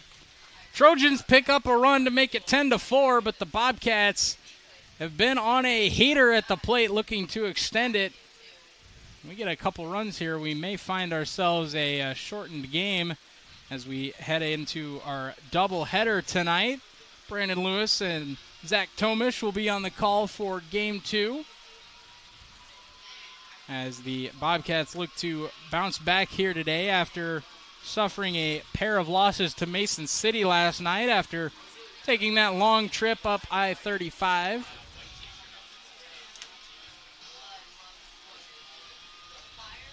In the 5th inning for East, a run, a hit, and a runner left on. So far, East has 4 runs, 3 hits, and 4 runners left on. The Bobcats, obviously, 10 runs with 10 hits and 5 runners left on base. 6 errors charged to the Trojans, and only 1 to the Bobcats.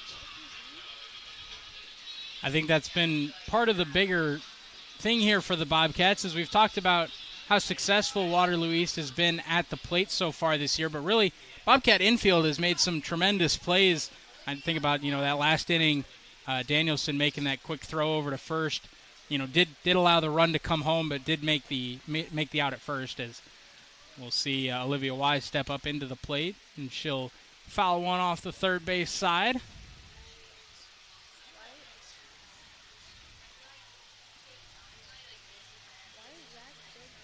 As we work our way into the bottom of the 5th inning, Wise has been on base twice today, once on a single and once on an errant throw, and came around to score that second at-bat. That one squeezes underneath the glove of the second baseman, Sienna Cody, and Olivia Wise once again aboard here to start the 5th, and my scorecard is correct, and it rarely is. I believe she started off that big 5th inning for the Bobcats. So a potential here for another big inning as Bobcats look to build on that. You mean the 4th inning, right? 4th inning, yeah. Yes. Excuse me. Yeah, 4th inning.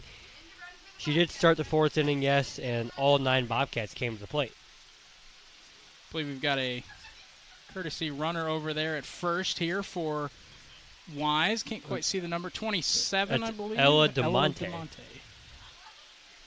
As Lainey Danielson steps up into the right-handed batter's box. She ripped a single past the shortstop on the first pitch of her last at-bat, part of that big 4th inning here for the Cats. As she'll look to square up a bunt, she'll pull back, and the throw gets by the catcher, and making a hard turn at second is Ella DeMonte.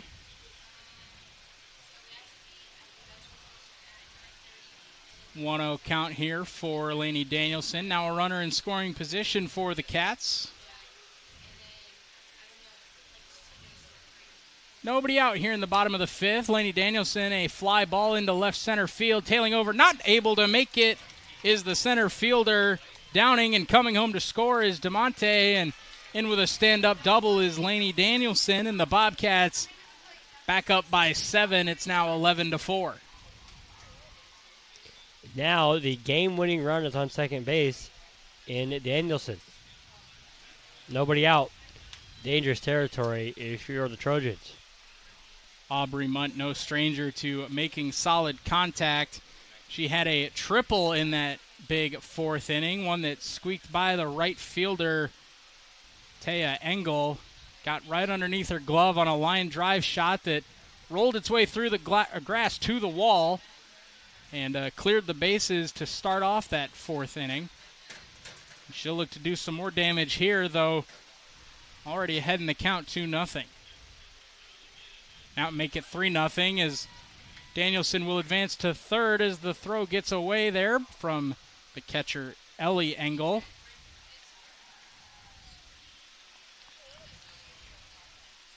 Now a 3-0 count to Aubrey Munt,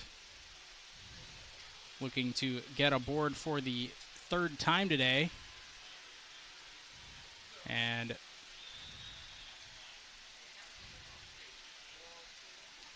okay, so now it's 3-0. Now it's 3-0. That makes sense. Yes. We're about standing in anticipation for the walk sign from the home plate umpire. It never came.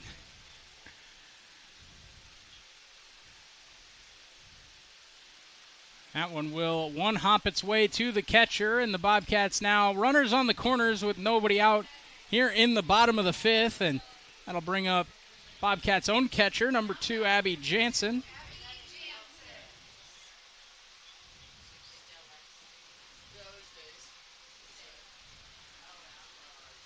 Jansen reached on a pair of errors so far in this game, one by the second baseman, one by the shortstop here for East. Part of those hard hit balls as that one will squeak its way through the infield, and the Bobcats 12-4 here will take game one of the doubleheader. Abby Jansen finds the game-winning hit to end this one. 8-run lead for the Cats in the bottom of the fifth will do it.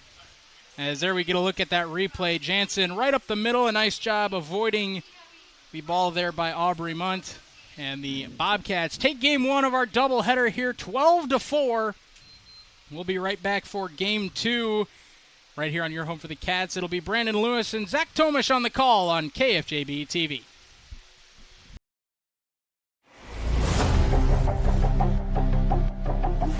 Bobcat Athletics on KFJB-TV is made possible by Assured Partners, Greg Young of Marshalltown, Lennox Employees Credit Union, Marshalltown Area Chamber, Marshalltown Community College, McGregor's Furniture and Mattress, Sports Plus, Wayward Social, Wells Fargo Advisors of Marshalltown, Marshalltown School District, Scooters of Marshalltown, Legends American Grill, Sandvik Enterprises in Marshalltown, your Marshalltown Hy-Vee, and State Farm, Tyler Pashong Agency.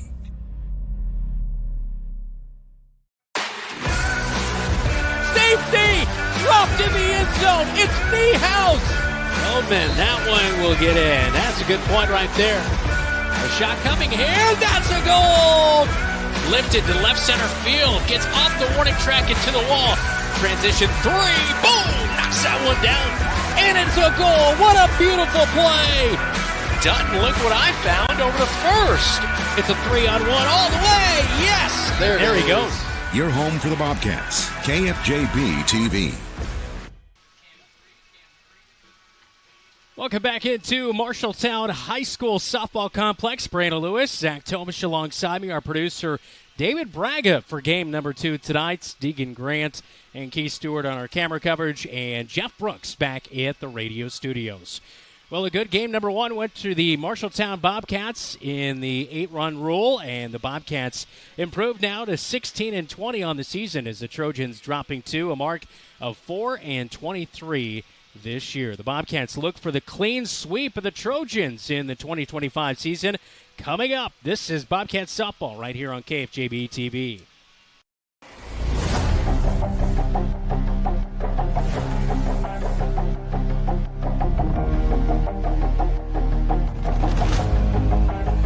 Sandvik drills one to right field. Backing up is the right fielder over her head in Vallejo. Sandvik to second.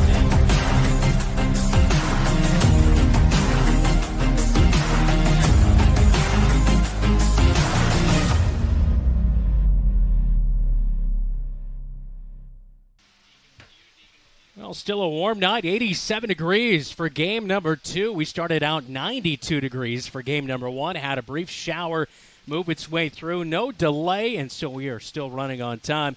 here tonight. His first pitch coming up in about 10 minutes from now on our pregame coverage. Welcome in my sidekick here tonight, Zach Tomesch. Game number 1, I know you caught a little bit of that one.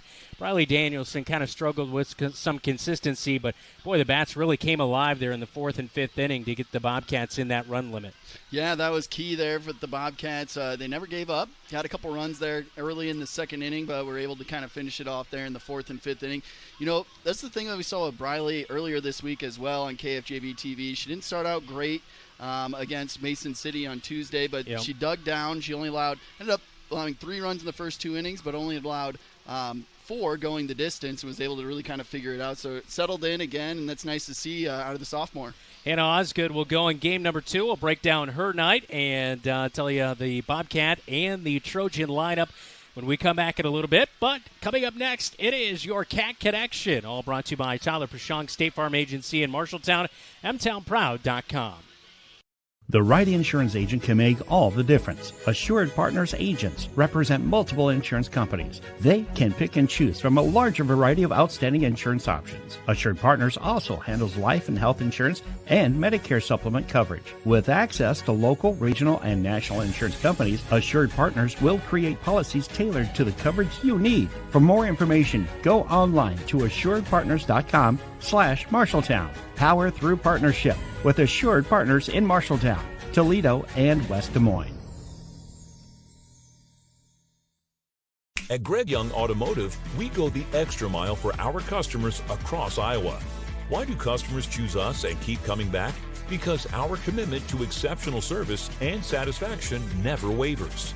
With our extensive network of dealerships throughout Iowa, we leverage unbeatable pricing and offer a better inventory selection than other dealerships. Visit any of our 6 locations across the state and experience the Greg Young difference, where we'll go the extra mile for you. The Cat Connection, sponsored by State Farm, mtownproud.com. It is our Cat Connection, all brought to you by Tyler Prashong, State Farm Agency, mtownproud.com. Here with Briley Danielson for the Marshalltown Bobcats. What's it like to play with Lainey out there? It's really fun. It's nice just being able to play with your sister, and it's just like an extra friend out there, and it's just like that's like the most we get along is out there. So it's just nice to be able to play with her. I'm glad that it can bring that bond. Of course, I know she really said she enjoys watching you pitch when you're out there on the bump. That no-hitter you threw about a week ago or so against Des Moines North. Tell me about that experience. What was that like? Go 5 innings, you get those 8 strikeouts and the no-hitter. It feels good to do that, but every time I know that the batters don't hit, I tell myself not to think that I'm throwing a no-hitter because then I'll jinx it and then something will happen. So I just wait until after the game to realize that that's what I did. But it feels nice because my pitching has improved a lot from my 8th grade year and even last year. But yeah, it just feels nice, and it's nice to have my defense behind me and stopping those hits. So you this year 5.95 ERA, 47 strikeouts in 73 innings, and a 6-7 record so far this year. That is, like you mentioned, just keep it improving. Only in your sophomore season, but how do you think that maybe this year putting it together is going to kind of propel you into your junior year? I just think that the more I work for it, the better I'll be next year. Because for my sophomore year this year, I started pitching in December just to be prepared for this year. So it's just the more that I practice it, the more that I know I'll be ready for it. Yeah, and we've seen a little bit of that power at the plate as well. 3 home runs on the season so far. So you've been working on the batting side, I'm sure. How fun is it to see that's kind of paying off, get those 3 home runs? It's good. I don't even realize that I'm gonna hit them. I go up to the plate and I try to swing hard, and then they're just a pop out. But then when I hit those home runs, it's oh, it didn't even seem like that hard of a hit, or any of that, or that one that I had against Fort Dodge. It didn't even hit the barrel of my bat. It hit the inside, and it still went out. So I was just wow, I didn't even think I tried, but it feels nice to just hit those. Yeah, home run or striking out the side. Home run. Yeah, that's got to be a good feeling, that is for sure. What other activities are you involved in throughout the year? I'm just going to do travel softball. I did do volleyball, but I'm just going to focus on softball more because that's what I want to do when I'm in college. So I'm going to do fall softball with my travel team. Awesome. What's it like to kind of live out your passion here, to be able to play for the Bobcats and go out there on the bump? It feels nice. I just want to be that pitcher for Marshalltown that like people like recognize. That's why I want to like get better, is because I want people to know that like, oh, Marshalltown, like, oh, usually, but then like I want them to like see me and be like, oh, she's good. Yeah. Well, that's what we say every time you're in the circle out there. Best of luck rest of the season. Thank you. All right, that is Briley Danielson with our Cat Connection. Again, all brought to you by Tyler Prashong, State Farm Agency, mtownproud.com.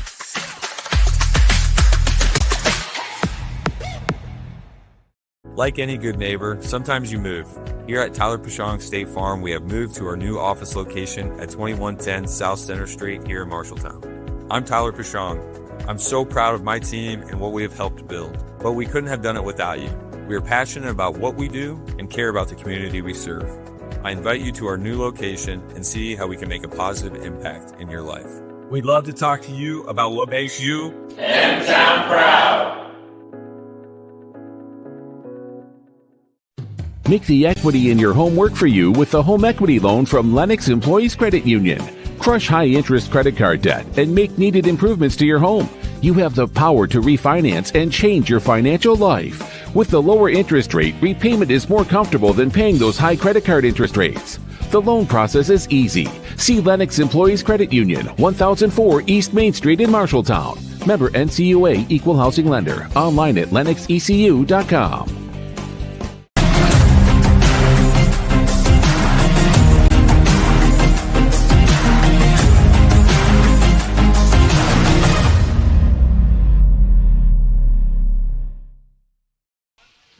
Time now for tonight's starting lineup. All brought to you by Sandvik Enterprises in Marshalltown. Let them deliver for you while we deliver the starting lineups.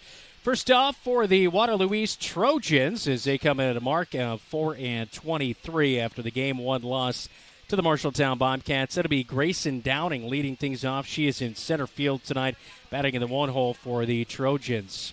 Ellen Smith is playing third and batting second. Aubrey Milkey is pitching tonight in game number 2. And she'll bat third. Sienna Cody is in left field, batting fourth. Kyra Reinhardt is at the Keystone, batting fifth. Tia Engel is catching tonight, batting sixth. Kaylin Knipp is at first base, batting seventh. And Ellison Engel is in right field. Cassidy Baller is at shortstop here in game number 2, and she'll bat in the 9 hole. Meanwhile, for the Marshalltown Bobcats tonight, lineup looks like this. Gianna Bowney will lead off, and she'll catch in game number 2 after playing at shortstop in game 1. Olivia Wise, our player of the game on Tuesday night. She'll bat second and play second base. Lady Danielson is at first. Aubrey Munt is in right, batting fourth. Kendall Brummel at third. Briley Danielson at shortstop after pitching in game number 1. As it will be Hannah Osgood pitching in game 2. She'll bat seventh. Ella DeMonte is the DP tonight, and the flex is Brooklyn Smith, and Cam Price will round out the lineup for the Marshalltown Bobcats. That's your lineup, all brought to you by Sandvik Enterprises in Marshalltown. Your keys to the game coming up next when we come back right here on News Talk 1230 AM, 93.9 FM, and on KFJB-TV.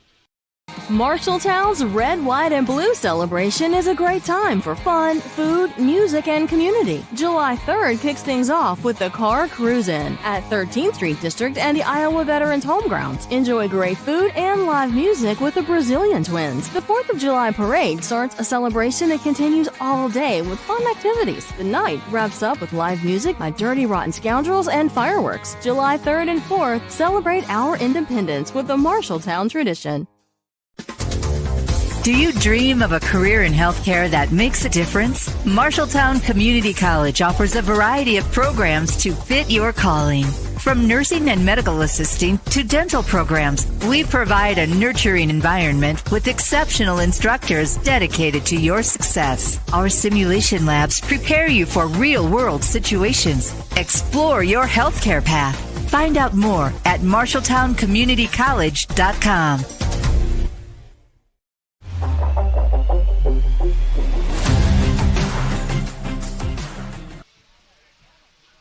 Welcome back to Marshalltown High School Softball Complex. Earlier tonight, honored, yes, the Marshalltown Area Girls Softball Association out here as the girls brought through and maybe some role models they look up to on that Bobcat softball squad being honored here tonight. You know, Brandon, it all starts right there in our community. This is the beginning of softball for these little girls, and they want to come out and eventually play in the ball diamond out here. That is for sure. Time for today's Keys to the Game, all brought to you by First Rate Real Estate, firstrateteam.com. Yeah, so when we look at our keys to the game today, for the Bobcats, remember your gloves. I feel like a few of them may have forgotten them on the bus yesterday on their way up to Mason City, as they had 7 errors yesterday. So I think it falls back on defense. They had good defense Tuesday night against Mason City. They got the win.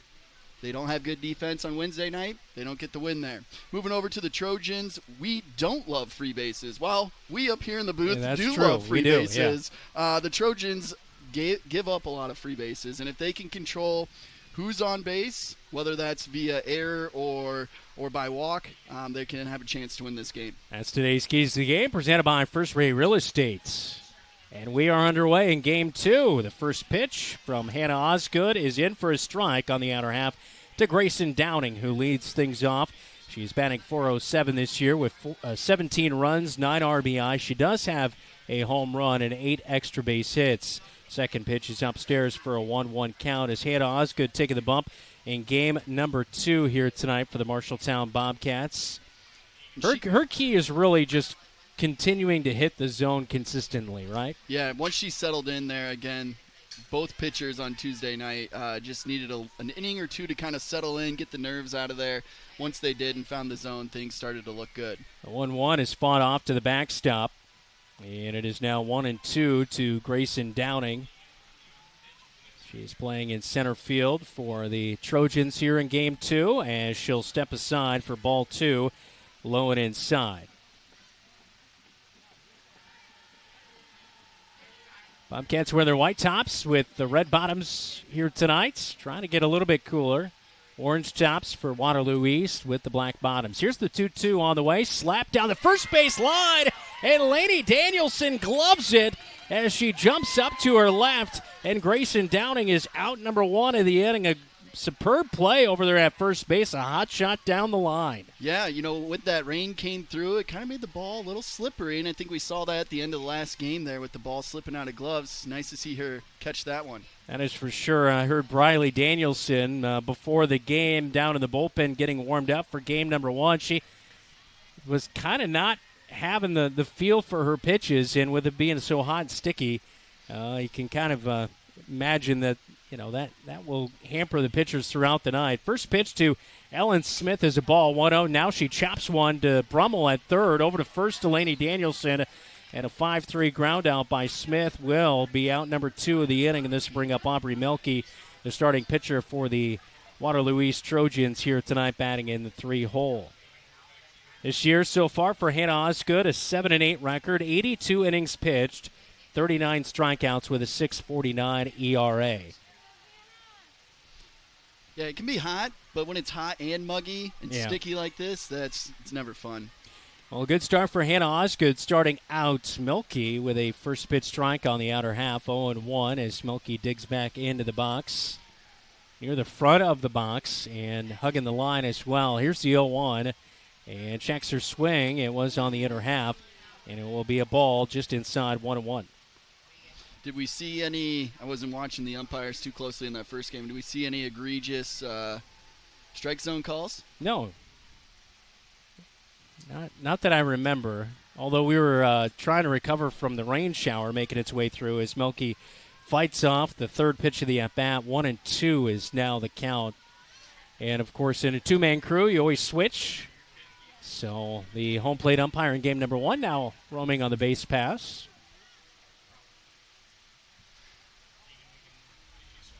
1-2 on the way. And it is jammed inside to shortstop. Riley Danielson ranging into the grass, makes the catch. And Aubrey Melke pops out for out number 3. It's a quick 1-2-3, top of the first for Hannah Osgood. Bobcats come to bat when we come back as Gianna Bounty will lead it off as the Cats look for the clean sweep on the season in their fourth matchup against the Trojans right here on KFJB-TV. Wayward Social is the place for fun. With 20 lanes of bowling, leagues for all levels, great food and drink options, an awesome arcade, there is a ton of fun to be had at Wayward Social. And that's just on the inside. Step outside and enjoy patio life at Gutter Point with drinks, shuffleboard, live music, and fun atmosphere. Follow Wayward Social on Facebook for updates on specials and live music. It is all on South 6th Street in Marshalltown. Visit wayward-social.com to plan your next visit to the place for fun.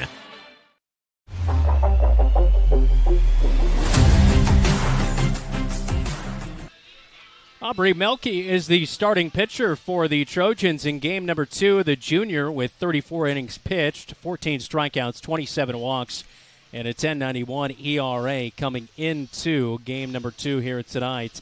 She'll face off against Gianna Bounty. She is catching tonight for the Cats. Olivia Wise at second, batting second. Lainey Danielson at first. And, of course, the other night, Olivia Wise, our player of the game. She went 2 for 3, had a run, an RBI, and a walk, and she had 10 defense assists in that game on Tuesday night. Yeah, she was. Just eating everything up there at second base. So it's nice to see her batting, helping herself out, now moving up into the 2-hole in the lineup. Yeah, as a freshman, it's really good to see her progressing throughout the season, playing the infield here, being that vacuum there on the right side of the infield. I was impressed 2 nights ago. That was a phenomenal game by Olivia. Well, not only doing that in your freshman season as well. And she played as an 8th grader but didn't get a ton of playing time last year. Well, she also made it to state as a wrestler, so she is an all-around athlete. Yeah, she's got the confidence of it as well, as the first pitch is way outside from Melky to Gianna Bounty. Lead things off here for the Marshalltown Bobcats. Bounty so far this year, 32 runs scored. And she does have 12 extra base hits, 9 RBI, and a .352 batting average at the top there. The 1-0 swung on and missed. She was swinging for the fence there. That is for sure. 1-1 the count. Notice with the pitchers here tonight, we had a substitution and a pitching change there in game number 1. And as we see a ball to the backstop here, lost it, did Melky right there, so it's 2-1. But saw a lot of batters kind of working on their timing. Traditionally always do that when the pitcher's warming up, but felt like really that timing here tonight the batters have been trying to work on because they've been out in front, just like Bounty was there. 1-2 has popped up to the backstop and out of play. That one hitting near the press box, right where Zach was standing, waiting for game number 2 to happen, so luckily you weren't still out there. Yeah, well, came inside once the rain started. Didn't want to get hit by that either. 2-2 count, and she'll check her swing. It's upstairs. 3-2 now the count to Gianna Bounty as we look at the replay there. Oh, that one did hit Gianna Bounty's. That's twice in the last two games. Yeah, last 2 games. I did not see that. I thought that was a ball, but Bounty did get a piece of it. So it is a 2-2 count now. And the pitch on the outer half of the plate. She'll drive it to left center field as Downing not able to get there in time. Bounty rounding first hard, and she'll stop at second base. It is a stand-up double for Gianna Bounty to lead off the bottom of the first inning. It's good to see her get some good contact, and once she gets rolling on the base pass, it's tough to get her to stop. Ends up on second. She's got, 27 stolen bases already this year. We did see her steal third already as well, so she could be on the move with no outs. Olivia Wise will come to the plate, the second baseman so far this year for the Marshalltown Bobcats, just continuing to improve. She has 19 runs scored this year. She is batting .298 as she pops up the first pitch she sees over onto the on-deck circle for the Bobcats side. They're on first base, and it's quickly 0-1 as we look at that replay on KFJB-TV. Good piece of hitting going the other way with that ball on the outer half of the plate, Zach. Yeah, I mean, she just took what the pitcher gave her and got all of it. Melky comes set, winds up, and fires home upstairs, 1-1 to Wise. The other thing, the Bobcats started to see a lot more success on Tuesday night when they started getting deeper into the count. So being patient at the plate, I think, is going to behooved them this time as Gianna's able to get to third there on a pass ball. Yeah, wild pitch right there as Olivia Wise watches for ball number 2. It's a 2-1 count. Lainey Danielson is standing on deck. We'll see her this inning as well. But that just falls right into our keys to the game. If the Bobcats see more pitches, you're allowing the Trojans to make more mistakes. Yep. And a ball downstairs and inside, and it's now 3-1 quickly to the freshman Olivia Wise. As a team, the Trojans with a 13.50 ERA coming into the night, 112 walks, and 36 strikeouts and 29 hit batters, and a ball gets to the backstop, and here comes Gianna Bounty off the glove of the catcher in angle. And so that was upstairs, kind of in between a pass ball and a wild pitch, but it does score Gianna Bounty as it walks Olivia Wise. And with no outs here in the bottom of the first inning, the Bobcats already up on the scoreboard and looking to take advantage here early on. Yeah, I was pulled up the game at home before I came in. I saw that the Trojans are up 2-0 in the first inning, so it's good to see the Bobcats strike first here in Game 2. Pitch on the outer half. The first pitch, Delaney Danielson is going to be in for a strike. It is 0-1 as we look at the replay there on KFJB-TV of Bounty scoring. Getting that first run across the plate, I think, kind of calms the team down a little bit. Yeah. Okay, we've got one. We know we can attack. Upstairs from Melky to Danielson, 1-1. Danielson, earlier this year, hit a couple of her home runs, and the well has kind of went dry for her from the long ball, but maybe here in game number 2, she'll get one hold of it, and it is down to the left field line. Out of here, a home run right on cue. Yes, a 2-run home run for Lainey Danielson as she'll drive in Olivia Wise, and the Cats now lead it 3-0. I think she heard you. I think she took that personal right there and just said, nope, I'm cranking this one. Bobcats now up 3-0 here in the first inning. Those are the numbers that we want to see. That is for sure, as Lainey Danielson getting a hold of that one out to left field. It's 180 down the line to left and right, and 220 to center field, and somebody goes and retrieves that ball out there in left field, but definitely, got a hold of it. At least 190 there. It probably is what that went. Plus, it's a tall fence, too. It might be 180 to the fence, but you got to hit it much further than that to get it over. It's a good, 7-8 tall fence? Yeah. 7 foot, 8 foot? And Aubrey Muntz standing in, and she'll take a first pitch ball low and inside, 1-0. It's also good to see the senior there get a home run in what could be her final home game. Well, no, it will not be. Des Moines Lincoln. Well, regular season. But Bobcats will be at home next Thursday night in postseason play against Des Moines Lincoln as Munt takes another ball, 2-0 now. I guess she's just got to do it again. Yeah. There. Bobcats swept Lincoln earlier this year when they played on the road. And that will be their first round opponent in postseason play, and if they win, they'll travel to Southeast Polk next Saturday night. Here's the 2-0, and it's low and inside, 3-0 quickly to Munt, who just about a week and a half ago hit her first home run here on KFJB-TV. She hit a grand slam out to right field. And David got to call that one, by the way. Here's the 3-0. And it's upstairs and outside, and Aubrey Muntz going to walk. So a 2-run homer, a double, and now 2 walks for Aubrey Melky, the starting pitcher in Game 2 for Waterloo East.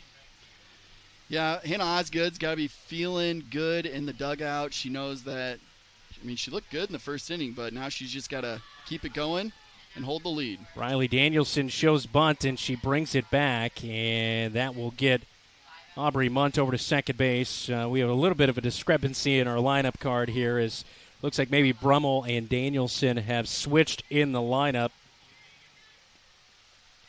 And out there at second base, Munt thought about going. The pitch was high. It was caught by Engel, but it was a ball, so it's a 1-1 count. I don't even think the girls here in softball get about halfway to the next base after each pitch. I don't think they get that much of a lead in baseball. No, that is for sure. That. Riley Danielson rips one down the left field line, foul, and it's a 1-2 count. She saw Big Sister do it, and she wanted to get her own there, I think. Yeah.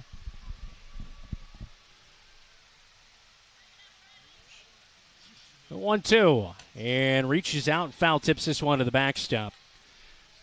Stays alive here, looking for the pitch that she wants.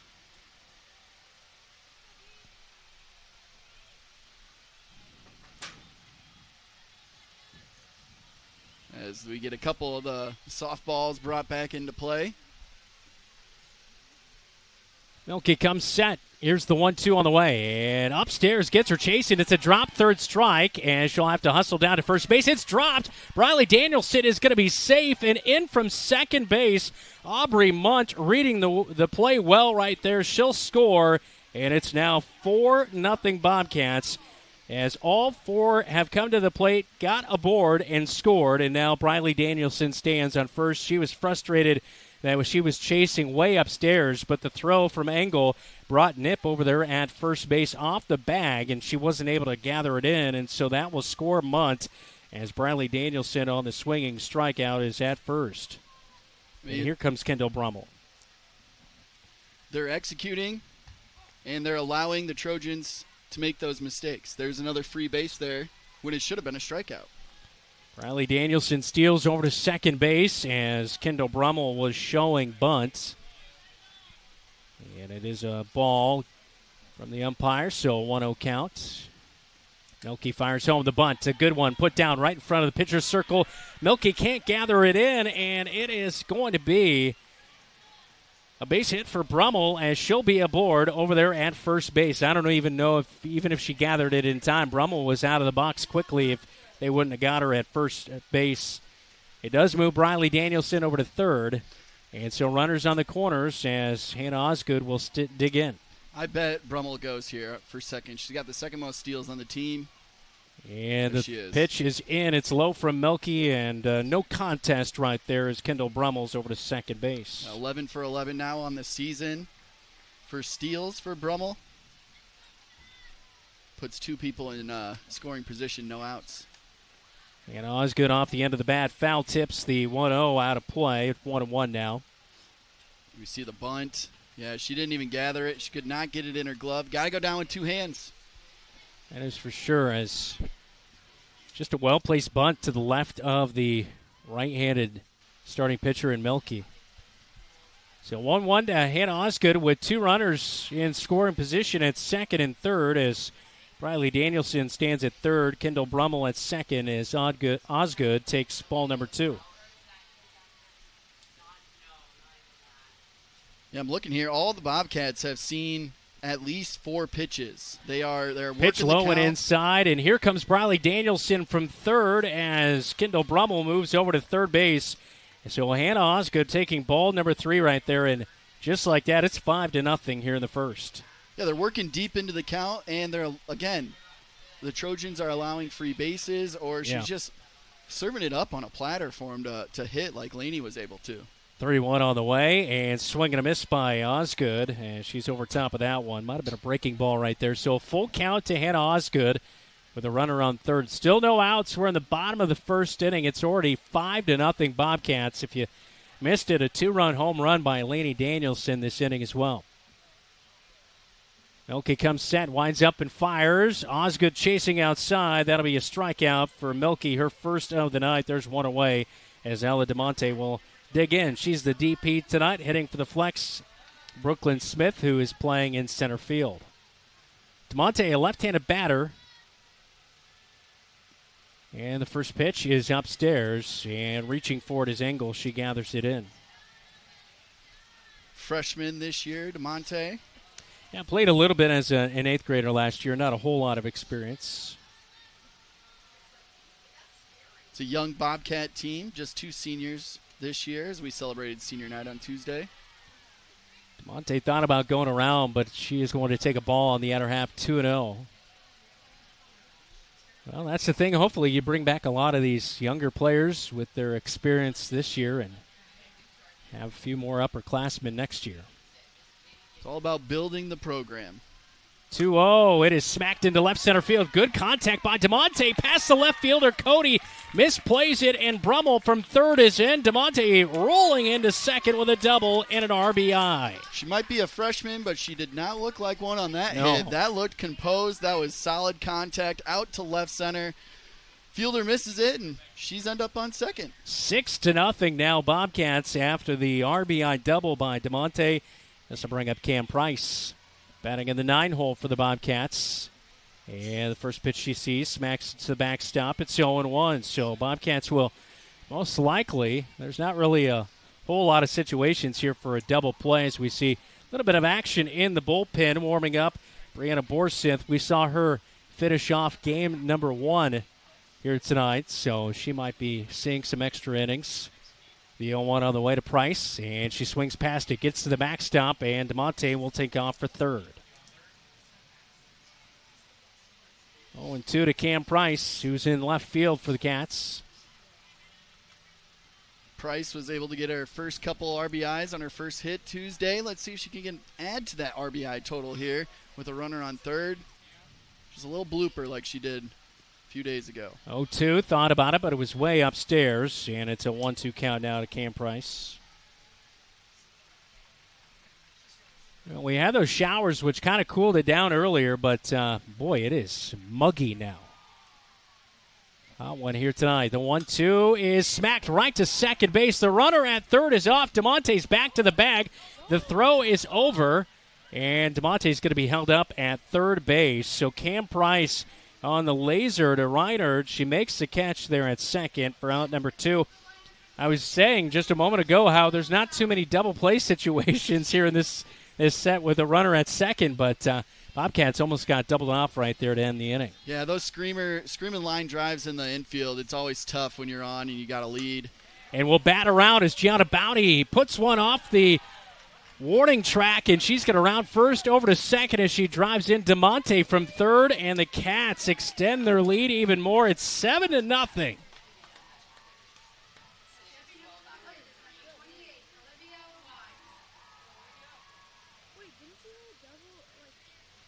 So the Bobcats batting around. Gianna Bounty with 2 doubles in the game, and now with her first RBI. And we're still on the bottom of the first inning as Olivia Wise will come to bat. And Bounty gets a pinch runner here. We got Raelle Brott. She's coming out because Bounty's catching. Although you would want her speed on the base pass. Yeah. We do want her to get ready for the next inning as well. So Brott in to run there at second base.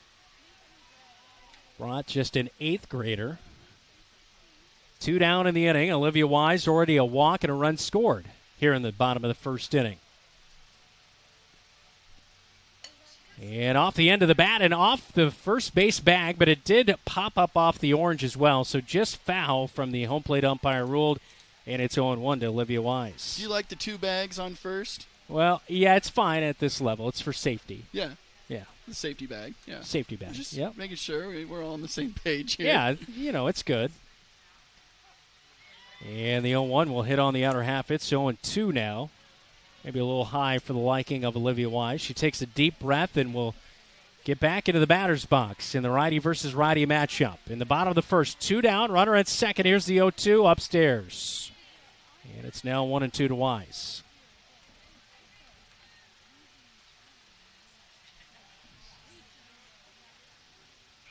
Sun's still in pretty good full effect here as it starts to set off to our west. Here's a 1-2 upstairs. 2-2 to Olivia Wise.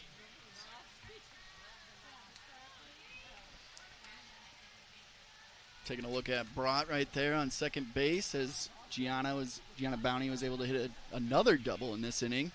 And 2-2, and inside it's going to hit off the hand of Olivia Wise. Almost sounded like it got a piece of the bat as well, but she took off to first. She wasn't going to let them make that decision. That is for sure. Hit by the pitch is Olivia Wise, so a walk and hit by a pitch, and it looks like we have a little meeting in the circle here amongst the Waterloo East Trojan players as the umpires are going to get together, as it looks like it did kind of come off of her forearm and then hit off the end of the bat, but it did have that contact sound like it did hit the bat for sure.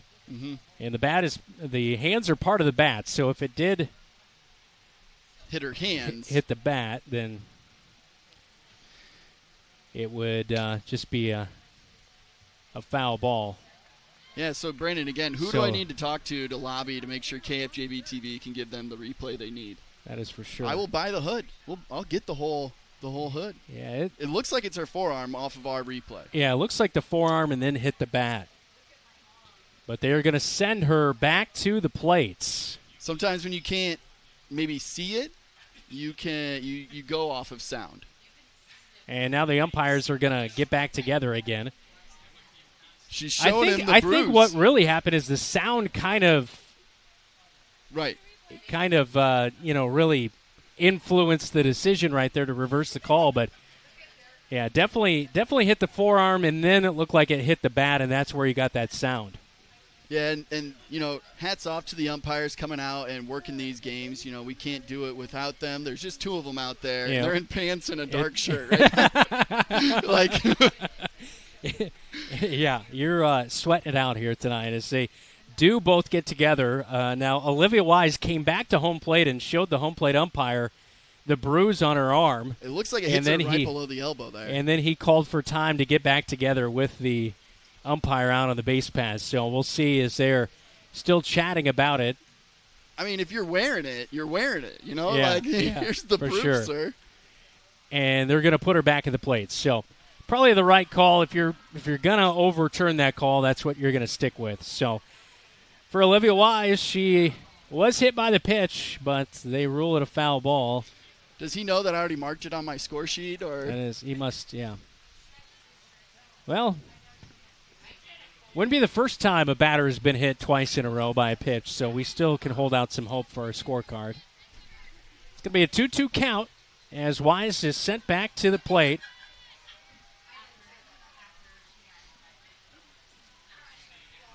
As Melky kind of rolling that ball around in her right hand, she finally comes set on the pitcher's plate. Here's the 2-2, and it's smacked foul and well out of play over the dugout on the first base side. Just protecting that zone there with 2 strikes. Now that she's got to dig back in, she's got to find her pitch. Still hugging the plate in that batter's box. And this one low and inside. A full count now, 3-2. Now that was inside. There was no movement from her. No. So 7-0 here at the bottom of the first as the Bobcats batting around. Olivia Wise, her second at bat of the night. As Melky loads up and fires home. And this one right back up the middle. They're going to round the runner in Brott. She's charging home. The throw is off the line, cut off by the pitcher in Melky, and that will score. Brott, the runner for Gianna Bounty. And it's now 8-0 Cats here in the bottom of the first inning. The Bobcats, that ball must be looking like a beach ball up there. Making solid contact all game, and runners are getting around. Well, paid off in the end for Olivia Wise. And she does get an RBI right there. I think she'd rather have a hit than hit by pitch as well. That's raise for the batting average. Lainey Danielson, a 2-run home run earlier this inning, and she bats and takes ball number 2, 2-0.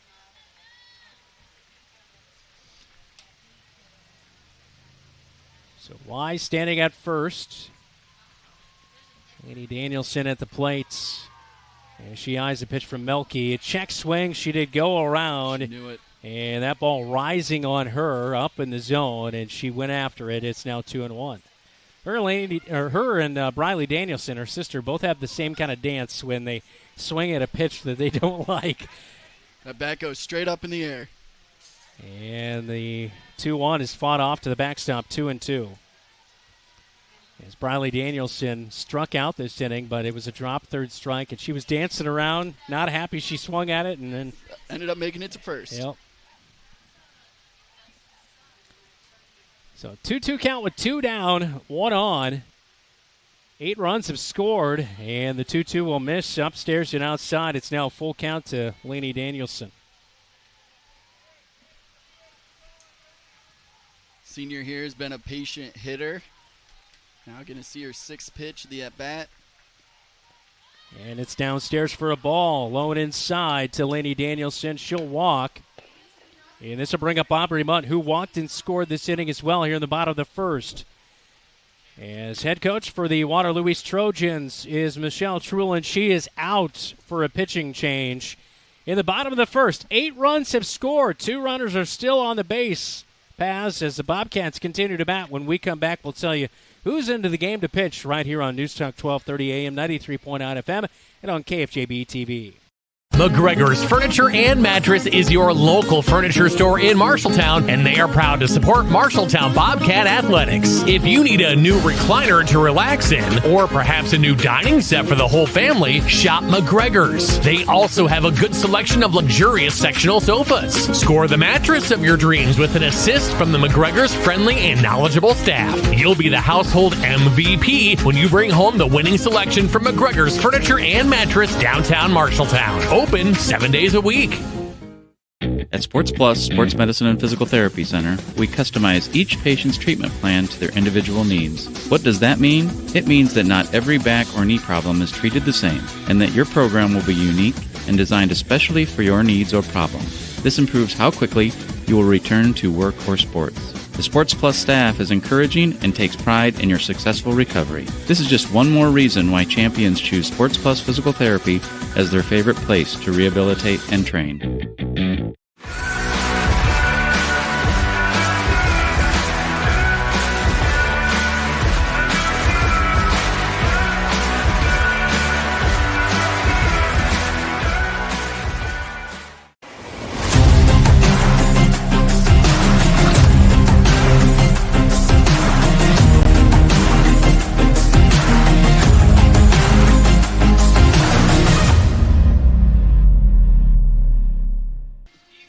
We have a pitching change in the bottom of the first. Is it time to change out your air filter? Check out planned service programs from Ethington Heating and Cooling that helps ensure your heating and cooling systems are ready to go. Ethington Heating and Cooling, they're not comfortable until you are. Into the game, Zach. Yeah, we have number 32, Brianna Borseth, the junior, coming in. As Aubrey Munt lifts one to right field, and Borseth right into the game. She will lace one to right field, as that will be out number 3 of the inning.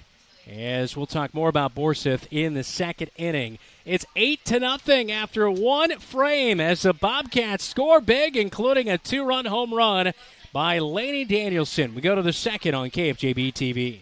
You're an empty nester closing in on that retirement property. Chances are your plans didn't include mom moving in, but life happens and you do the right thing. Wells Fargo Advisors can help. For more than 125 years, we've created wealth management and investment strategies aimed at achieving our clients' personal financial goals. When retirement means caring for yourself and a loved one, turn to Wells Fargo Advisors. Together, we'll go far. Wells Fargo Advisors is located at 14 East South Ridge Road in Marshalltown. Call them at 641-752-5401. They're a member SIPC.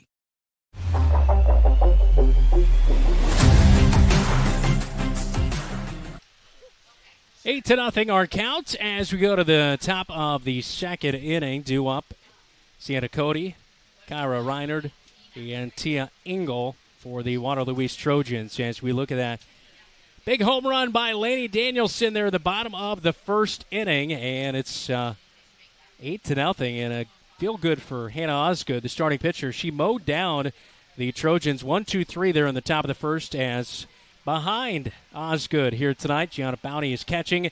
It's Brummel, Danielson, Wise, and Lainey Danielson from left to right in the infield. Price, Smith, and Munt range in the outfield here tonight. Sienna Cody, who takes a first pitch ball upstairs from Hannah Osgood.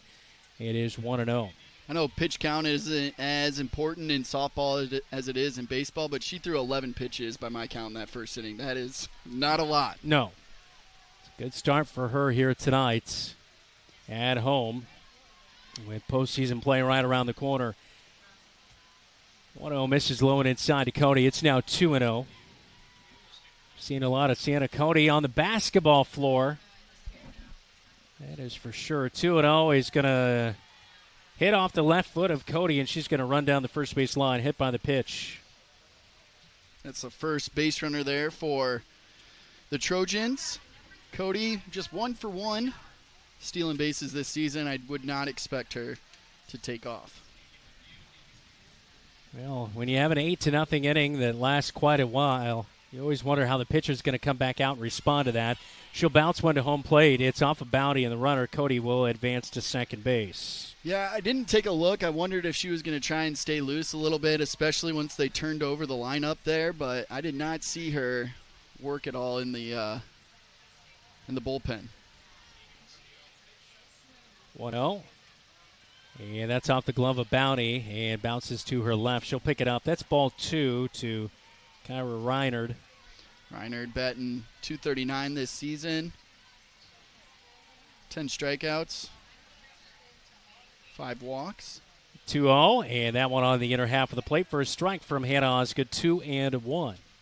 Yeah, Osgood, I think, just has to settle in here. Honestly, I think it was just too long of a break. That's a real thing. Well, she didn't cool down any. You know that. 2-1, swing and a miss out front. Ryder, it's a 2-2 count now. A good pitch from Hannah Osgood. Lights turned on. They're after the bottom of the first inning. But still sunny enough as our sunset, not for another hour and 20 minutes here tonight. Big swing to miss. It's dropped third strike, picked up, thrown down to first base from Bounty to Lainey Danielson, and that'll convert the strikeout for Hannah Osgood. Her first strikeout of the night. There's one away as Cody on the throw down to first does advance over to third. Runner on third here, but Osgood with 1 out, 8-run lead, doesn't even matter. Tia Engel will step in and takes a ball upstairs, left-handed batter. Watching as Cody was charging down the line, but Bounty was able to keep it in front of her and not to let that runner at third advance.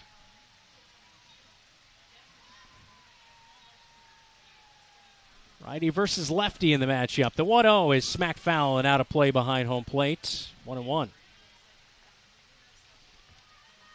Yeah, that run on third, standing on third base right now does not matter. If she hits a deep ball to the outfield and scores the runner, that is okay. We just want the out as the Bobcats. That is for sure. 1-1 on the way, and it is smacked into left field. Oh, wow, just out of the range of Price, and it rolls all the way to the wall. The run is in from Cody at third base, and standing in at second with a double is Tia Engel and an RBI.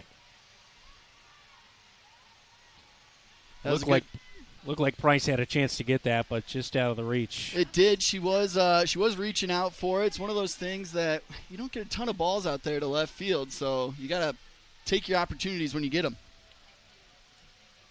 Just one out here in the top of the second inning. Is standing in now is Kaylin Knipp. She's playing at first base. And she kind of holds the bat out over home plate and digs in against Hannah Osgood. And the 1-0 is tapped foul back behind home plate. 1-1.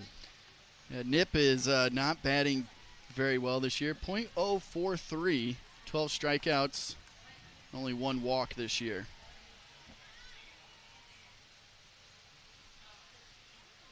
Stands up in the batter's box. Here's the 1-1, and an off-speed pitch working its way in there for a strike. 1-2 is looking all the way. Was Knipp right there. Pretty straight-up defensive formation for the Bobcats here with a runner at second and just 1 out. Here's the 1-2. Swing and a miss. Flailing outside on it is Knipp, and that's strikeout number 2 of the night for Hannah Osgood. 2 away here in the top of the second as the Bobcats lead 8-1.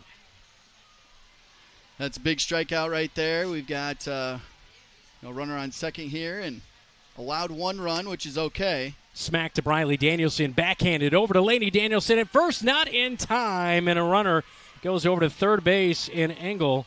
And so runners on the corners. That was a pretty hard hit ball to the gap between Brummel and Danielson at short and third base, but backhanded a really nice look by Briley Danielson, but with the shorter base pass here in softball, that one just took a little bit too long to develop, and it will be a single. And with runners at the corners, the runner at first will take off, so Engel will get herself over to second base.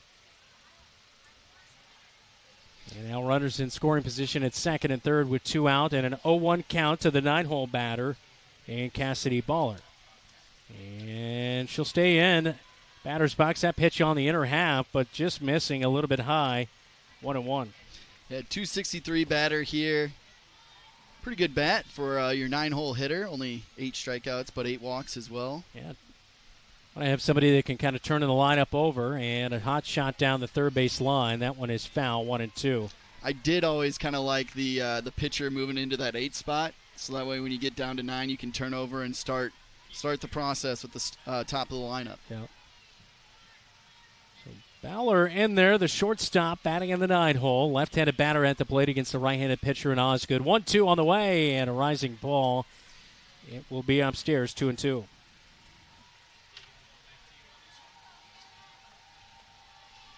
Takes a deep breath before she steps back in. 2-2. And one low and in the dirt, a full count now.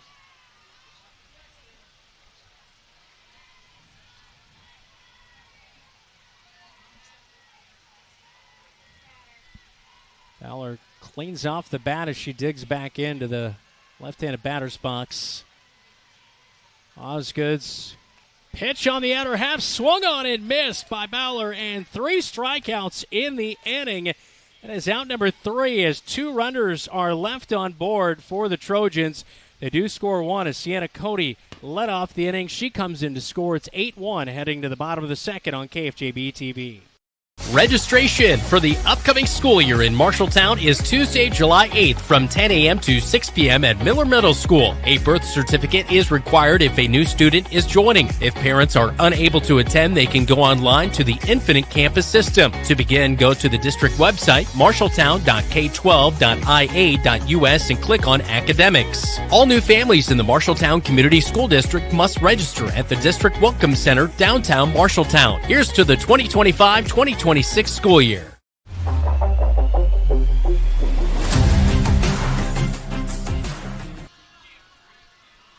Heading to the bottom of the second inning, the Bobcats batted around in the first. They'll send the 5, 6, 7 batters due to the plate. Briley Danielson, Kendall Brummel, Hannah Osgood due up this inning. So 8-1, very favorable. We saw the pitching change there at the back end of the first inning, and coming in to the game was Brianna Borseth, the junior. 41 in a third innings pitched, 18 strikeouts, 62 walks, and a 14.90 ERA. But she came in and got Aubrey Munt to pop up to end that first inning. And you probably don't really want to make a pitching change that early in a game, just 2/3 into it, as we take a look at head coach Jason Bowers. Yeah, it's never good to pull that starting pitcher early. But it was out of necessity, as the Bobcats were just seeing everything that Milky was throwing. Riley Danielson starts off the inning, watching for ball 1 as it's low in the dirt, bouncing to the left side behind home plate. As Engel, the catcher, will come over and grab that one and throws it back to her pitcher, and Brianna Borseth. Yeah, Borseth, she's got allowing a batting average of .456 against her. Borseth fires home and swinging a little bit early as Briley Danielson, 1-1. She's also got 62 walks in just her 41 innings pitched. So got to stay patient at the plate, let her make her mistakes, and then capitalize on the pitches that you like. Borseth engages the rubber, comes set in the 1-1 windup. And this one smacked down the left field line. Riley Danielson got all of it and is out of here over the 180 down the left field line. It's 9-1 Bobcats. Yep, Riley couldn't let sister be the only one hit a home run today, so she cranks it almost to the same spot of the field there in left field, hits it over the fence. The Danielson sisters better be getting ice cream tonight. That's all I'm saying.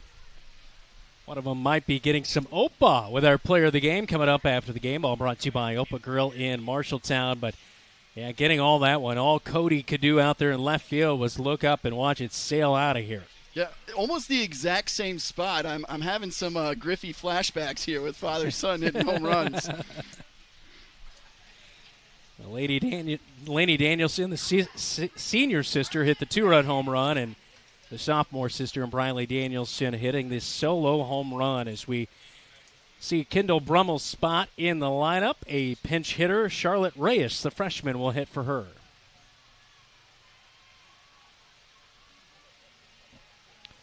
Seen Reyes pitch this year, but Not as much action at the plate, and the first pitch is low and in the dirt. That's going to hit her on the left foot, and Reyes is hit by the pitch.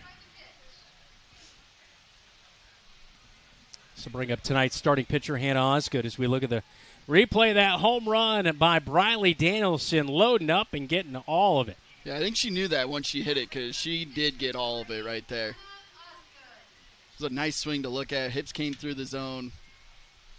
Exactly what you want to see. Hannah Osgood digging in, looking to help her own cause. And the first pitch is a ball. She struck out back in the first inning. That was against Aubrey Milkey.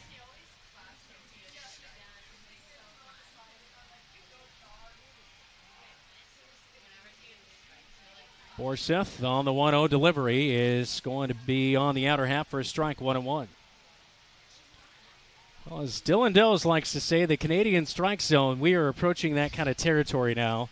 Everything's multiplied by 1.5.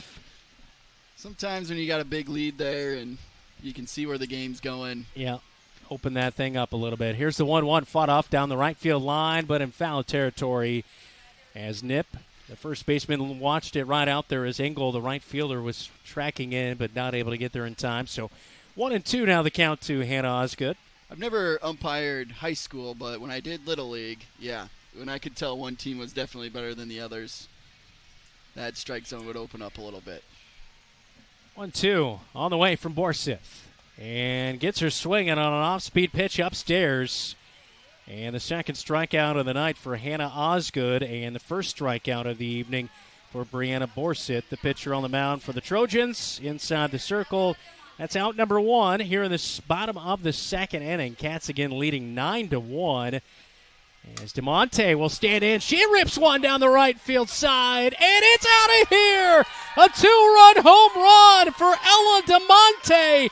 She had a double and an RBI in the first, and now the freshman comes through with a huge hit out to right field as she drives in Reyes from first base. That is 2 big hits from the freshman today. She had a big one out to left field in that first inning, and then another one to the other side of the field. Here we can see it to right field where she cranks it over the fence. Freshman eating her Wheaties in the summertime. Wow, that is impressive.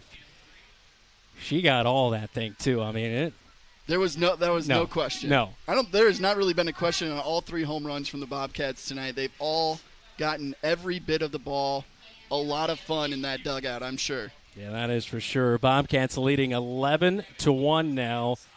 2 home runs this inning, one by Briley Danielson and the freshman and Ella DeMonte with that 2-run home run out to right field as Brooklyn Smith will now dig in for herself in the lineup. Cam Price digs in. Ella DeMonte was hitting for Brooklyn Smith, but Cam Price lined out to second base last inning, and now she's going to pop one up third base side. This one will work its way out of play. It's a 1-1 count to Price. Before today, Ella DeMonte, she had 4 at-bats coming into the games today and able to get a double and a home run. Wonder what that slugging percentage looks like. Well, this is definitely the game that's going to kind of give a little more confidence, to say the least, to the freshmen. Yeah, it'd be good to lead into the playoffs there, going into a team that they beat as well. It'd be nice to get a playoff win under their belt. 2-1 on the way, and this one popped up, third base side, but this one will sneak over the dugout. 2-2 the count now to Cam Price.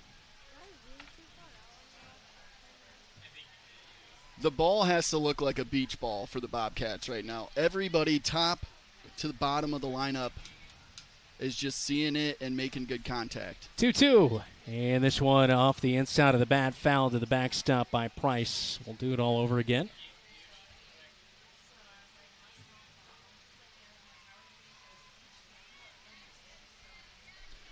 And, of course, Brianna Borseth, a junior. Ellen Smith, who's pitched freshman. Aubrey Milkey, a junior. So still some youth in that pitching group for the Trojans, which I'm sure makes it a little bit difficult as well. And I know with some rainouts, we've seen some busy weeks for teams around central Iowa. Yeah, I would imagine the Trojans are probably similar for the Bobcats. I mean, 3 doubleheaders and 3 nights for the Bobcats here. I'm glad to just see that their legs are underneath them and they look fresh. Cam Price at the plate with a 2-2 count with 1 out here in the bottom of the second inning and rips it off the glove at third base to Smith. She recovers over to Nip, but I think Borseth, the pitcher, tipped that one on the throw over to first base, and so that will be through. That was a tough play for Smith at third, so we'll rule that a single as that gets Cam Price aboard in the bottom of the second inning. And the top of the lineup will roll over to Gianna Bounty, who will dig in as we look at that replay there. I think it did hit Borseth, the pitcher there in the circle. Yeah, I understand that infield you have a little bit smaller glove, but a few times today we've seen the ball kind of pop out. I feel like just a little bit bigger glove would help him out. Throw down to second base as Cam Price takes off, and the throw not in time, and it was off the line as shortstop Baller ended up coming up with it. Gianna Bounty was showing bunch, but she brought the bat back and took a first pitch ball, 1-0. Bobcats have been aggressive on the base pass tonight. That's led to runners in scoring position and getting them around here with 11 runs in just an inning and a third. 1-0. And ripped between first and second for Bounty. That's her third hit of the night as we're in the second. The relay throw to home, not in time. Cam Price will slide in and score, making it 12-1 Bobcats. And on the throw over to second base goes Gianna Bounty. So 2 doubles and a single. And so far tonight, that's her second RBI as well for Bounty. Yeah, she gives Coach a big high five there as she's taking off her gear a little bit. Taking a look at the replay there, that hot shot between first and second for Bounty. Good piece of hitting here tonight for her. Yeah, Bounty as the catcher is coming off again, and we'll have a pinch runner. It looks like Rael Brott, who scored a run when she pinch ran in the last inning as well. Olivia Wise digs in, a walk here tonight and a single and an RBI. She was hit by a pitch in her last at-bat. The bruise to prove it. And the bruise to prove it, but umpires got together and overturned the call and made her go back to the plate because they heard it go off the bat, which it did, but it hit her forearm first. And she has a first pitch strike on her, and now she's going to whack the second pitch she sees over the shortstop Baller. She fumbles it. The throw over to first is off the line. It sneaks over towards the dugout, and that will allow Rael Brott from second base to score, making it 13-1 in the second. Yeah, the Bobcats just keep on going, not giving up. They thought the ball hit her bat in the last at-bat. She put the bat on the ball there and got on base once again. It'll be an E6 in your scorecard as Olivia Wise gets aboard. And digging in is Lainey Danielson. A 2-run home run and a walk here tonight. She'll take a first pitch strike, 0-1.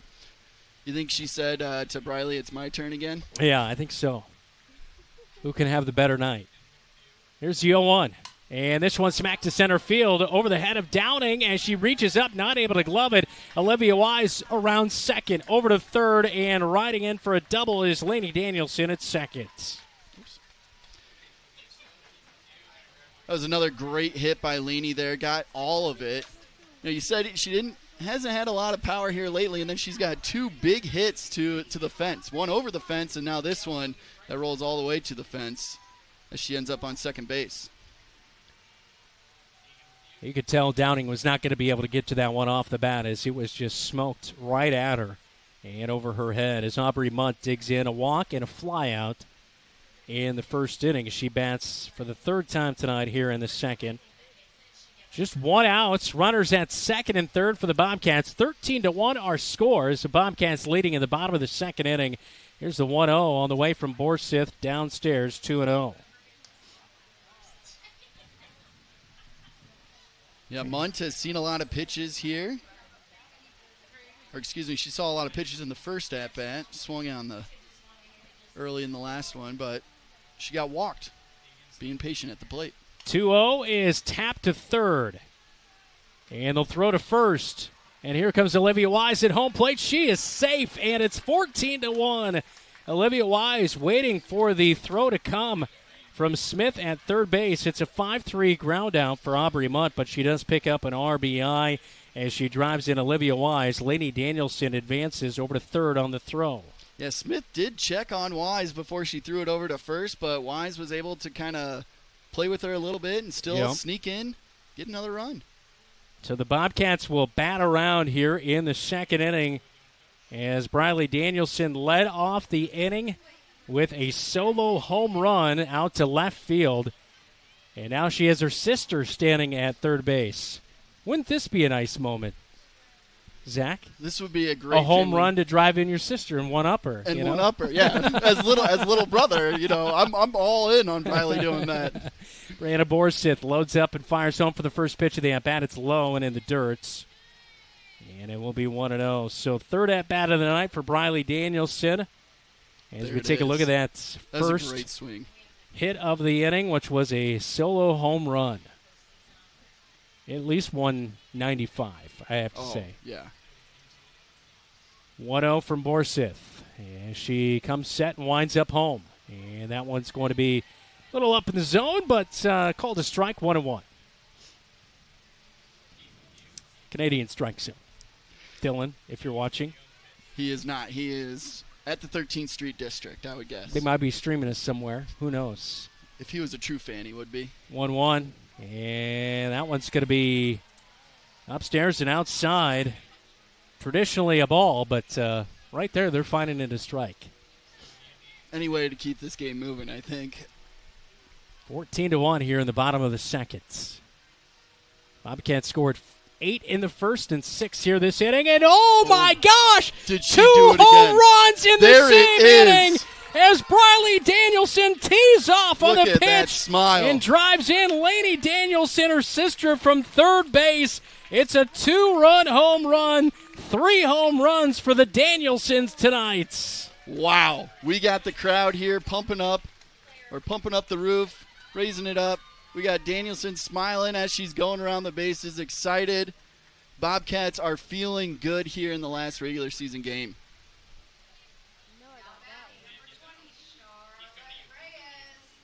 It was almost in the exact same spot as her sister's home run and her home run earlier as well. They are just pulling the ball and getting all of it. Yeah. Charlotte Reyes will bat for the second time this inning. She was hit by a pitch and scored a run in this inning.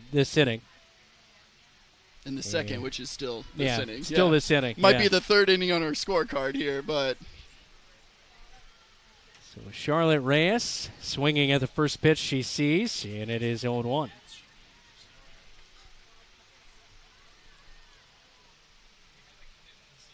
Borseth comes set, fires home, and this one is going to be a little up, but called a strike. It's 0-2. And that was kind of a tomahawk home run if we take a look at it a little bit for Briley Danielson again before we head to break here with 2 outs in the inning. But, yeah, she got to tomahawk that thing a little bit. It was up in the zone. She knew that zone had been working its way bigger and bigger. And now Reyes fights one off back up the middle, fielded by the shortstop in Bowler, and it's over to Nip at first in time for out number 3 of the inning. It's a 6-3 ground out by Charlotte Reyes. But the Bobcats, 2 home runs in the second, both by Briley Danielson. The second one, a 2-run home run, driving in her sister in Lainey Danielson, who hit a 2-run homer in the first. It's now 16-1. Bobcats lead as we go to the third on KFJB-TV. Some say life is like a road trip. Is it a coincidence Scooter's Coffee is a drive-thru? We don't think so. Whether you need a coffee while you enjoy the view, to just get you through the long stretch, or to refuel between stops, Scooter's Coffee is there, brewing up delicious coffee, espresso blenders, smoothies, iced drinks, and more, with the convenience of a drive-thru so you can stay on the road and enjoy the ride. So go ahead, scoot on around. Amazing people, amazing drinks, amazingly fast. Scooters in Marshalltown.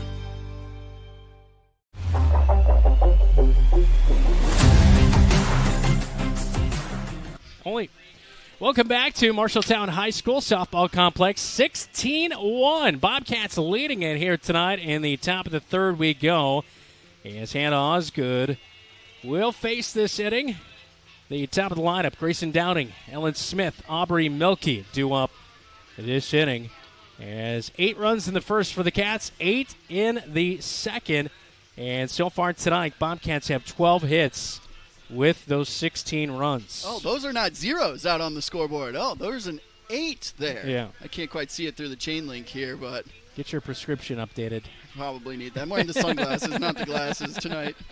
You know, the impressive thing about Briley hitting 2 home runs in that inning, when we watch the replay on it, her hips is what makes that happen. You can see it coming through at the same time as the ball.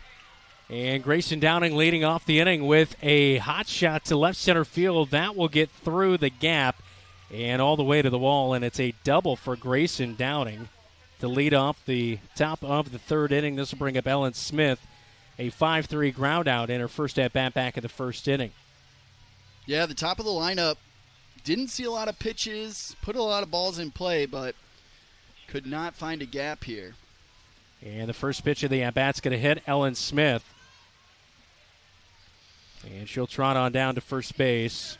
So again, another inning that Hannah Osgood was spending a lot of time in the dugout. She loves the results, but maybe doesn't love it for her arm as far as, you know, getting in a rhythm there. She's got those long breaks to fight through. Yeah, pitching is a mental game. And when you take a big break and you don't feel like you're in the game, you can lose that edge real quick. Aubrey Mielke, who started out the night pitching, she is still batting 3rd.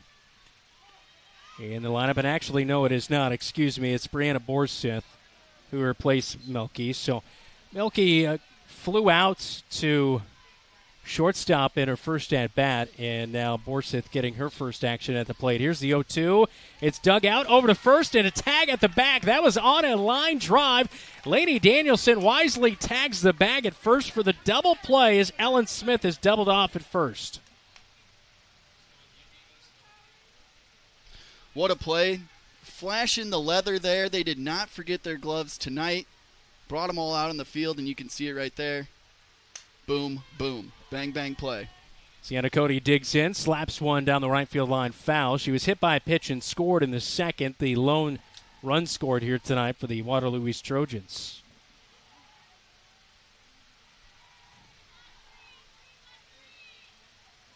Kind of seems like Osgood needs about 2 or 3 batters to settle in here as the last couple. Sienna Cody sends a hot shot to Briley Danielson. It's short over to first for the 6-3 ground out by Sienna Cody. Yeah, you're right, though, that she kind of needs at least a few pitches to get that rhythm back with those long breaks here tonight. Those last 3 pitches there were nice pitches, and they got a hold of them, and the Bobcats were able to make the play. Kaya Reinert was on deck there. She struck out in the 2nd inning, so she's left there in the circle as we have 16-1 our score here tonight, and the Bobcats with a 15-run lead. As I believe we will head to the bottom of the 3rd when we come back. This is Bobcat Softball. You're watching KFJB-TV. Legends American Grill is the perfect place to watch your favorite team. Enjoy wings, nachos, steaks, and prime rib available on Friday and Saturday nights. It's game on for great food and your favorite drink to wash it down. You like burgers? Legends has fantastic, unique burger creations like this. The Legends Burger. Absolutely delicious. Gather with friends, enjoy your favorite team's games with the NFL Sunday Ticket, and make some memories. Legends American Grill in Marshalltown and our new Newton location, where the game is always on.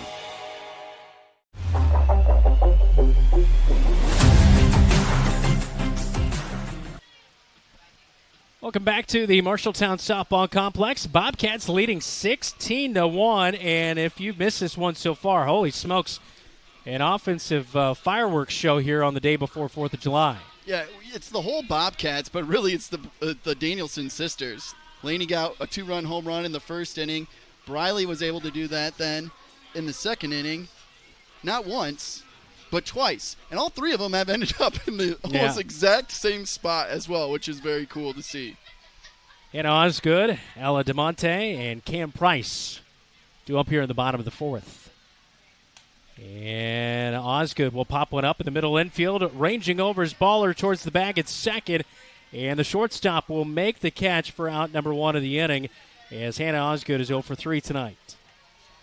Yeah, Osgood pitching well.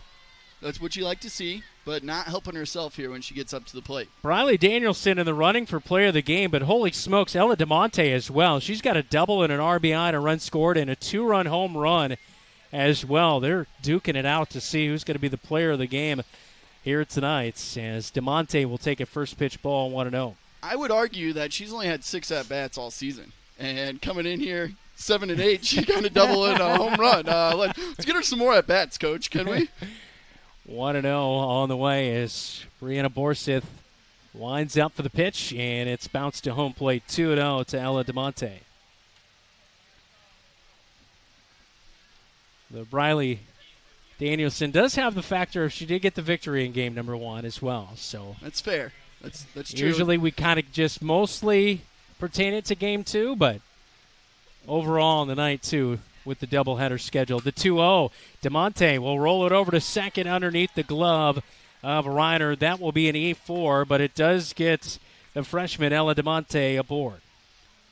She's the designated player, so she's not able to play the field. So she's doing all that she can with the chances she's got. I'm really trying to defend her here. Yeah. Cam Price will dig in. A single last inning, and she had a run scored. A line out in the first. She's 1 for 2 tonight. 1 out here in the bottom of the 3rd inning, and the pitch is upstairs. DeMonte takes off, and she's got a stolen bag down to second. I don't see Danielson with the stolen bag today. She hasn't really had a chance to get a stolen base, but yeah, when you hit home runs, base running is not needed. Limits you on the stolen bases, that's for sure. What did you say during golf? You play better when you don't have to putt? There you go. 1-0 on the way, and that's going to hit on the inner half for a strike. No, Keith said that to me. His observation, which is true sometimes for sure. And when Briley doesn't have to, it doesn't have to run. She just hits a home run. 1-1 is going to be way upstairs. 2-1 to Cam Price.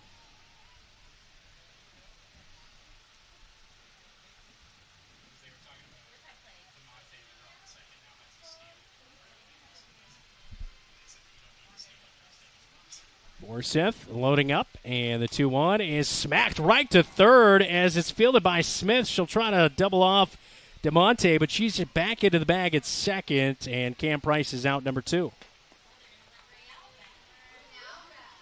And this will bring up Rael Bratz. She's going to hit for Gianna Bounty. Bounty with a really solid night as well. 3, yeah. I mean, she on a typical night, she might be our player of the game as well, but unfortunately, it's been a tough night with the bats really going here in game number 2 as Rael Bratz will hit for Gianna Bounty. 3 for 3 with 2 doubles, 2 RBI, and a single here tonight with those 3 runs scored. So that is filling up the stat column as well. Borseth comes set, and Bratz will take upstairs for ball 1. Yeah, Bratt's an 8th grader, so getting her some at-bats here. We're seeing the freshman Ella DeMont really doing a lot of work with her 3 at-bats so far today as well. So it's nice to see, when you got this 15-run lead, let's let some of the younger ladies play. Yep. Borseth rocks and fires home, and it's low. And Bratz wisely watching there 2-0. Somebody like Gianna, who's been that leadoff hitter for the last 3-4 years for the Bobcats. I don't really think she needs to see too many pitches before playoffs start. 2-0 is on the way. And that one low into the dirt. That sneaks past to the backstop as DeMonte there at third base will hold tight. Some shadows starting to creep out in the grass in right and center field as well as on the dirt. On the right side of the diamond. Bratz probably going to take all the way regardless of the pitch here, and it's low and inside, and it's ball number 4 regardless as Bratz hustles down the line to first base, and there's runners on the corner as Olivia Wise will have a pinch hitter for her as well as Bailey Clausen, the 8th grader, will get it at bat. Wise on base 3 times today as well. I mean, I don't think there's a lot of Bobcats that haven't been on base multiple times today. So 2 outs in the inning. And the umpire's still not ready to put the ball back in play just yet as he was getting his official card. And the change made. And the first pitch of the at-bat is put back into play up the middle into shorts. Center field, not quite into the grass. Off the bat of Bailey Clausen, as that one will be fielded by Bowler at shortstop, and that'll be out number 3. Bobcats go to the top of the 4th inning, leading by 15. It's 16-1 here on your home for the Cats, KFJB-TV. Don't let concerns about shifts in the market disrupt your long-term financial goals. Edward Jones financial advisor Zach Wall can help. He'll work with you on an investment strategy for long-term results. Edward Jones can give you the tools and knowledge for a steady approach to hitting your financial targets. Get started by giving Zach Wall a call at 641-752-3017 in Marshalltown or visiting edwardjones.com. Edward Jones, member SIPC.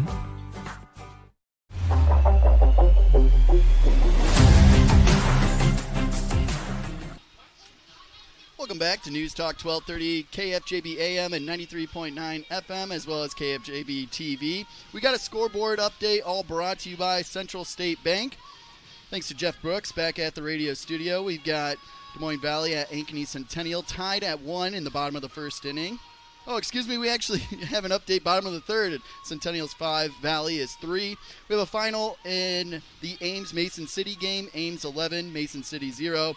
And Dyke leads Jessup 4-0 at the end of the 1st inning. That's your Central State Bank scoreboard update. Central State Bank, discover what they can do for you. And, of course, our coverage today and production all brought to you by a home rental center in Marshalltown. Need it, rent it. .net. So due up for the Waterloo East Trojans, Kyra Reinard, Tia Engel, and Kaylin Knipp, the 5, 6, 7 batters. And 2 quick strikes from Hannah Osgood. Didn't sit as much in that last inning, no, so he that's was able true. to settle in here. Yeah, the Bobcats, first inning, they have not picked up a hit all night through the first 3 innings, as we're on the top of the 4th now. As the ball smacked out of play by Reinard, protecting the plate. She struck out back in the 2nd against Hannah Osgood. As the 0-2 count on her.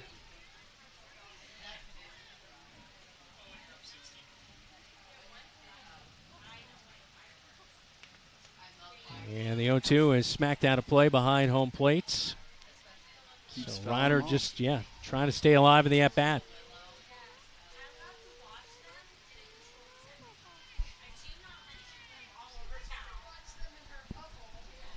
Reinard stepping out of the box with a practice swing, and she's back in. Osgood ready to fire, and just a touch high. I felt like looked we like got a good, that one. looked like a good pitch up in the zone, but just a touch high. You can see Reinhardt here. She's at the top of the batter's box there, so Osgood must not be throwing the heat. 1-2 on the outer half, a breaking ball, and Reinhardt strikes out for the 2nd time tonight. A backwards K in your scorecard, 1 away here in the top of the 4th inning, as that is the 4th strikeout of the night for Hannah Osgood. Osgood has looked good all day. Yeah, he really has. Once she got through the you really first know inning, how to looked work great. your words, Zach. I mean, when it's right there, you got to take it, right? Stepping in is Tia Engel. She had a double and an RBI. She drove in Sienna Cody back in the 2nd inning. She takes the first pitch ball from Hannah Osgood, and now she'll smack the 2nd pitch she sees. Third base side, working its way foul, but Brummel hauls it in, and it's a fly out by Engel. 2 down in the inning. Bobcats now got 1 more out. By my math, should finish the game. 10 after 4, 8 after 5. It seems like those rules always change all the time. I feel like there was a 12 rule at some point. There was. There used to be. In the last couple years. And yep.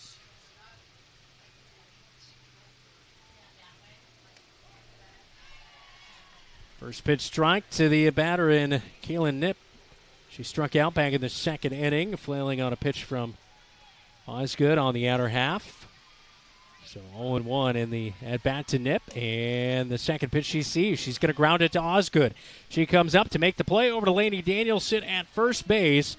It is a 4-3 ground out for Kaylin Nip that ends the top of the fourth inning and ends the game as the Bobcats win it 16-1. Hannah Osgood goes 4 innings and gives up just 3 hits, and the bats come alive for her in the big victory. Yeah, the bats were all there. They got every bit of that softball today. Girls top of the lineup, bottom of the lineup, did not matter. You have, Briley Danielson hitting 2 home runs herself. You got Ella DeMont, the freshman, coming in the 8-hole, hitting a home run and a double today.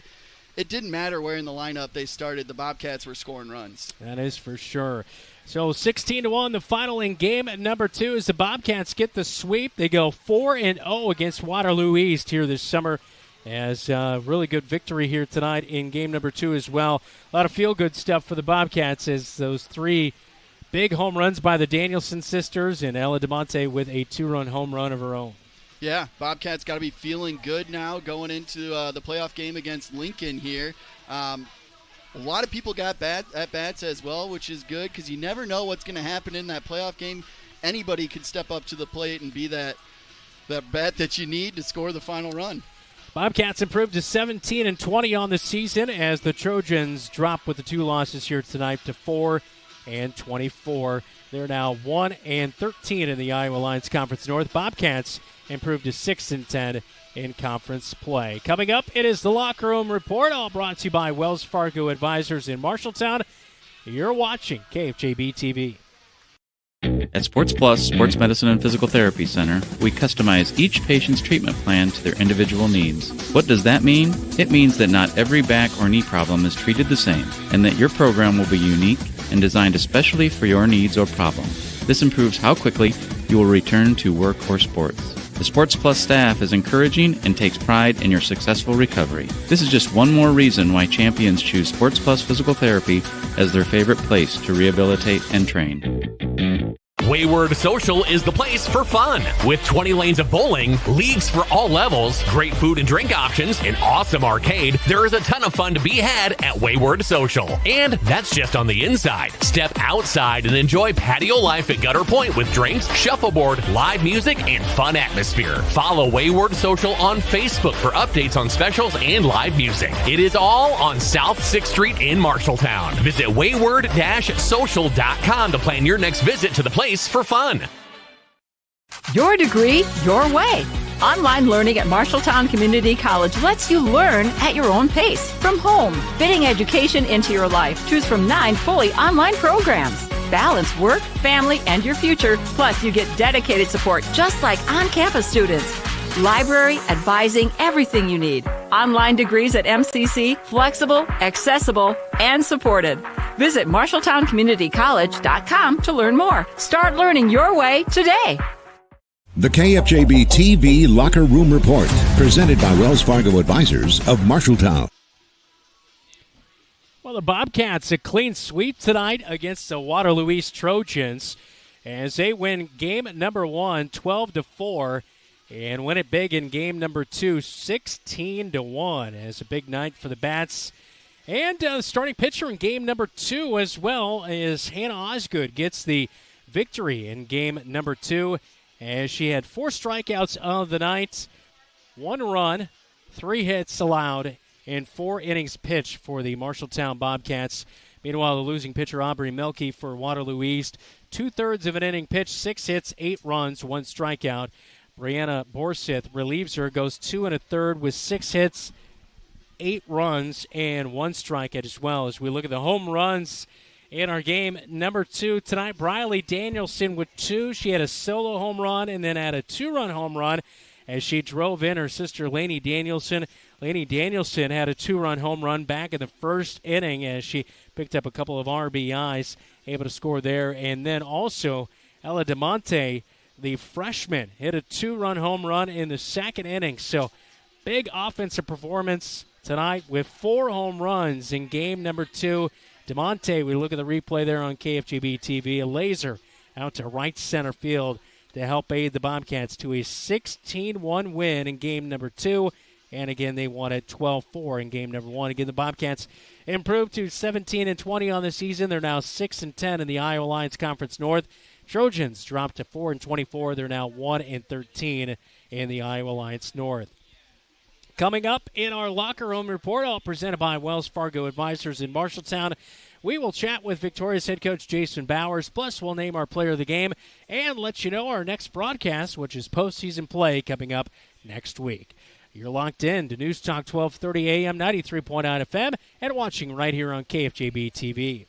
You planned and saved for your child to go to college, but medical school after graduation was a surprise. A happy, expensive surprise. Wells Fargo Advisors can help. For more than 125 years, we've created wealth management and investment strategies aimed at achieving our clients' personal financial goals. When opportunities surprise you, turn to Wells Fargo Advisors. Together we'll go far. Wells Fargo Advisors is located at 14 East South Ridge Road in Marshalltown. Call them at 641-752-5401. They're a member SIPC.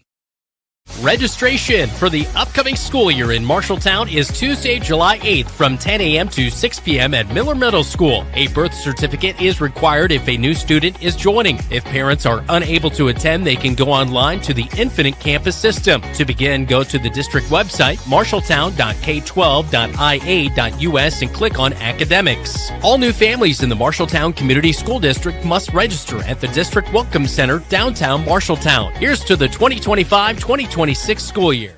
The KFJB-TV Locker Room Report, presented by Wells Fargo Advisors of Marshalltown. 16-1 victory for the Bobcats in game number 1 and won game number 2 in our doubleheader 12-4 here tonight on KFJB-TV. Our post-game interview with head coach Jason Bowers, presented by Century Plumbing, specializing in service plumbing in Marshalltown. Standing with head coach Jason Bowers, it is Zach Tomesch.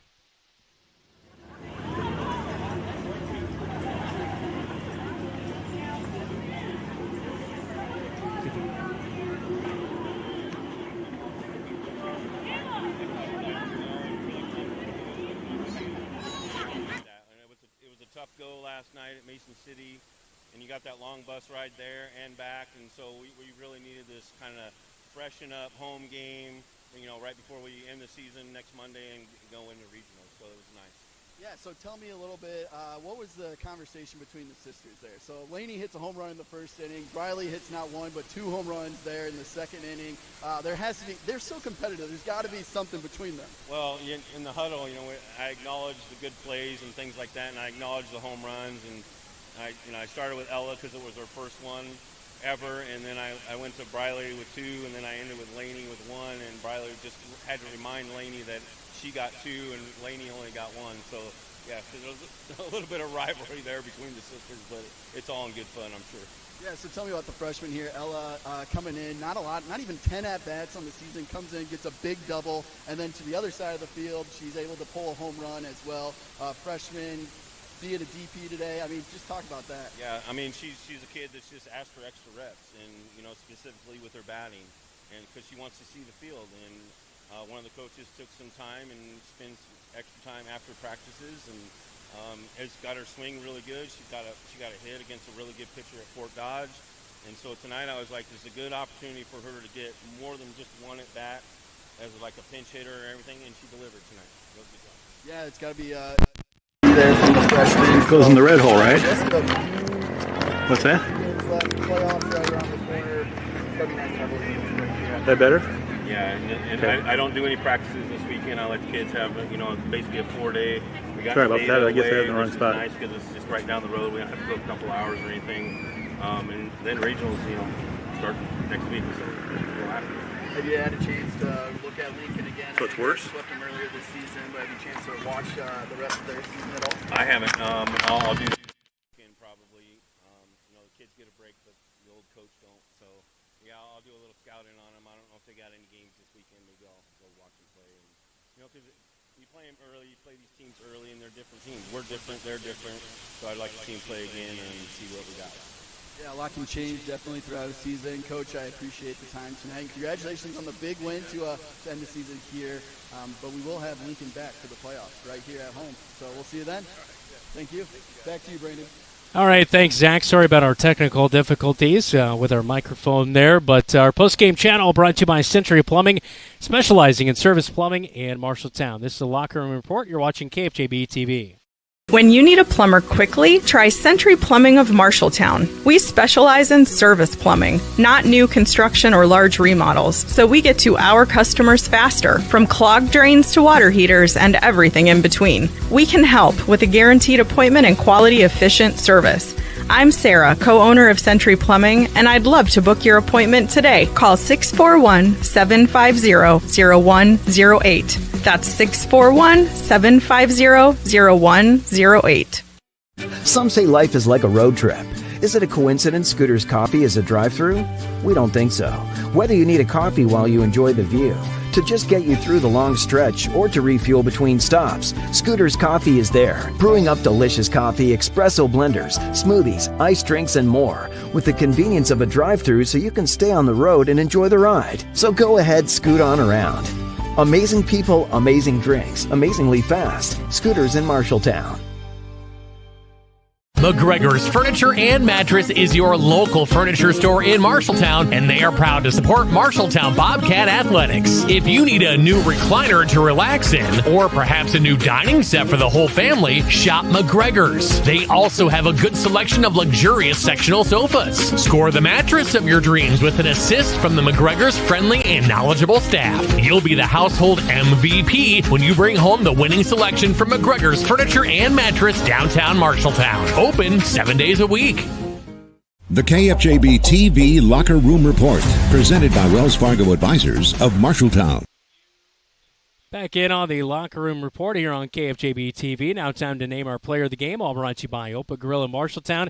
Greek and traditional favorites, all you have to say is Opa. Well, Briley Danielson with a big night. She earned the victory inside the circle in game number 1, and then in game number 2, the bat really came alive as she batted in the 5th hole tonight. She goes 2 for 3 at the plate, 2 home runs, a solo shot in the 2nd, and then later in the 2nd, she had a 2-run home run to drive in her sister Lainey Danielson. So she finishes 2 for 3, 2 home runs, 3 RBI, and 3 runs in game number 2 at the plate. Briley Danielson, our player of the game. Again, all brought to you by Opa Grill of Marshalltown. She receives a $25 gift certificate to Opa Grill in Marshalltown. This is the Locker Room Report. You're watching KFJB-TV.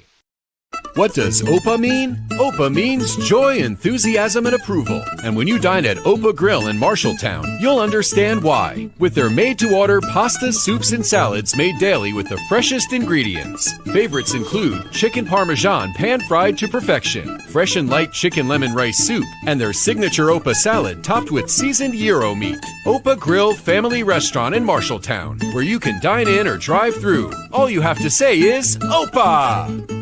You're an empty nester closing in on that retirement property. Chances are your plans didn't include mom moving in, but life happens and you do the right thing. Wells Fargo Advisors can help. For more than 125 years, we've created wealth management and investment strategies aimed at achieving our clients' personal financial goals. When retirement means caring for yourself and a loved one, turn to Wells Fargo Advisors. Together, we'll go far. Wells Fargo Advisors is located at 14 East South Ridge Road in Marshalltown. Call them at 641-752-5401. They're a member SIPC. Don't let concerns about shifts in the market disrupt your long-term financial goals. Edward Jones financial advisor Zach Wall can help. He'll work with you on an investment strategy for long-term results. Edward Jones can give you the tools and knowledge for a steady approach to hitting your financial targets. Get started by giving Zach Wall a call at 641-752-3017 in Marshalltown or visiting edwardjones.com. Edward Jones, member SIPC. Legends American Grill is the perfect place to watch your favorite team. Enjoy wings, nachos, steaks, and prime rib available on Friday and Saturday nights. It's game on for great food and your favorite drink to wash it down. You like burgers? Legends has fantastic, unique burger creations like this. The Legends Burger. Absolutely delicious. Gather with friends, enjoy your favorite team's games with the NFL Sunday Ticket, and make some memories. Legends American Grill in Marshalltown and our new Newton location, where the game is always on. The KFJB-TV Locker Room Report, presented by Wells Fargo Advisors of Marshalltown. Well, beautiful nights for a couple of victories in the clean sweep of the Waterloo East Trojans, 16-1 and 12-4 up on the Marshalltown Hy-Vee scoreboard as the Bobcats win it at home tonight in the doubleheader. Transportation for today's game, all provided in part by Carl Auto Group in Marshalltown. Carl is your dealer for life. With a scoreboard update, thanks to Jeff Brooks back at the radio studios, Zach Tomesch. Yeah, for our scoreboard update, we got a couple scores here. Valley against Ankeny Centennial. Des Moines Valley has the lead 6-5 over them in the bottom of the fifth inning. And we got a final with Des Moines Lincoln. They faced off against Ottumwa. Ottumwa gets the victory 11-2 over Des Moines Lincoln. That's what we got for our Central State Bank scoreboard update. Yeah, with locations in Ames, State Center, and in West Des Moines. Well, again, 16-1 the final in game number 2, 12-4 in game number 1. When we come back, we'll tell you our upcoming broadcast schedule, which includes postseason play next week on Thursday and Friday. And straight ahead, right here on your home for the Cats, KFJB-TV. The insurance agent can make all the difference. Assured Partners agents represent multiple insurance companies. They can pick and choose from a larger variety of outstanding insurance options. Assured Partners also handles life and health insurance and Medicare supplement coverage. With access to local, regional, and national insurance companies, Assured Partners will create policies tailored to the coverage you need. For more information, go online to assuredpartners.com/Marshalltown. Power through partnership with Assured Partners in Marshalltown, Toledo, and West Des Moines. At Greg Young Automotive, we go the extra mile for our customers across Iowa. Why do customers choose us and keep coming back? Because our commitment to exceptional service and satisfaction never wavers. With our extensive network of dealerships throughout Iowa, we leverage unbeatable pricing and offer a better inventory selection than other dealerships. Visit any of our 6 locations across the state and experience the Greg Young difference, where we'll go the extra mile for you. You're an empty nester closing in on that retirement property. Chances are your plans didn't include mom moving in, but life happens and you do the right thing. Wells Fargo Advisors can help. For more than 125 years, we've created wealth management and investment strategies aimed at achieving our clients' personal financial goals. When retirement means caring for yourself and a loved one, turn to Wells Fargo Advisors. Together, we'll go far. Wells Fargo Advisors is located at 14 East South Ridge Road in Marshalltown. Call them at 641-752-5401. They're a member SIPC. Welcome back to Marshalltown High School. Brandon Lewis, as alongside me, Zach Tomesch, as we take a look at our upcoming broadcast schedule, which we get into postseason play coming up next week. In the first round of action, Marshalltown will host Lincoln in softball on Thursday night, July 10th at 7 p.m. And then the following night, we'll be on the road at Ankeny Centennial. Marshalltown at Ankeny Centennial baseball Friday, July 11th at 7 p.m. The only good thing about playing Ankeny Centennial in your first game on the road in postseason play is that their best pitcher from a year ago, who was a third-round draft pick, is no longer on the team. That's very true. Yeah, you don't have to face. Didn't he throw like a no-hitter? He threw a no-hitter, by the way. Yeah. Yeah. So it's not a perfect game because I think he walked somebody, but anyway, it'll be a tough one there. It will be a very tough one. Went there last year. Yeah. So we've got that coming up on Thursday and Friday night of next week. If the Bobcat softball team wins, which they swept Lincoln earlier this year, they'll play Saturday at Southeast Polk. We'd have that one for you as well. We'll take one more final timeout. When we come back, we'll wrap things up from the softball complex at Marshalltown High School right here on KFJB-TV. Marshalltown's Red, White, and Blue celebration is a great time for fun, food, music, and community. July 3rd kicks things off with the Car Cruise-In at 13th Street District and the Iowa Veterans Home Grounds. Enjoy great food and live music with the Brazilian Twins. The 4th of July Parade starts a celebration that continues all day with fun activities. The night wraps up with live music by Dirty Rotten Scoundrels and fireworks. July 3rd and 4th, celebrate our independence with the Marshalltown tradition. Legends American Grill is the perfect place to watch your favorite team. Enjoy wings, nachos, steaks, and prime rib available on Friday and Saturday nights. It's game on for great food and your favorite drink to wash it down. You like burgers? Legends has fantastic, unique burger creations like this. The Legends Burger. Absolutely delicious. Gather with friends, enjoy your favorite team's games with the NFL Sunday Ticket, and make some memories. Legends American Grill in Marshalltown and our new Newton location, where the game is always on. Don't let concerns about shifts in the market disrupt your long-term financial goals. Edward Jones financial advisor Zach Wall can help. He'll work with you on an investment strategy for long-term results. Edward Jones can give you the tools and knowledge for a steady approach to hitting your financial targets. Get started by giving Zach Wall a call at 641-752-3017 in Marshalltown or visiting edwardjones.com. Edward Jones, member SIPC.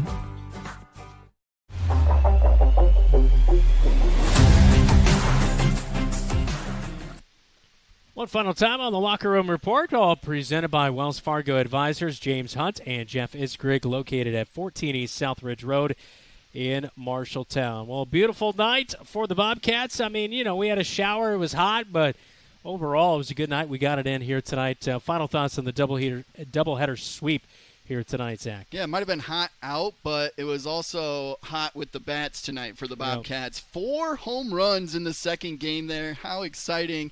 2 of them by Briley Danielson, one-upping big sister there, Lainey, who had one in the first inning, and then freshman Ella DeMont comes in and gets one as well. So very exciting game there. Bobcats are rolling here towards the end of the season. That is for sure. Well, thanks so much for joining us here tonight. I hope you have a great 4th of July. Thanks so much to our KFJB-TV crew, as Jeff Brooks actually took over responsibilities at the radio studios. He decided to work tonight. Well, he might be a farmer out there in the fields, but it's nice to actually get him in the office for once. That is for sure.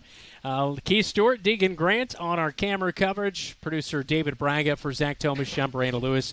You have been watching Marshalltown Bobcats softball right here on your home for the Cats. News Talk 1230 AM, 93.9 FM, and on KFJB-TV. Bobcat Athletics on KFJB-TV is made possible by Assured Partners, Greg Young of Marshalltown, Lennox Employees Credit Union, Marshalltown Area Chamber, Marshalltown Community College, McGregor's Furniture and Mattress, Sports Plus, Wayward Social, Wells Fargo Advisors of Marshalltown, Marshalltown School District, Scooters of Marshalltown, Legends American Grill, Sandvik Enterprises in Marshalltown, your Marshalltown Hy-Vee, and State Farm, Tyler Pashong Agency.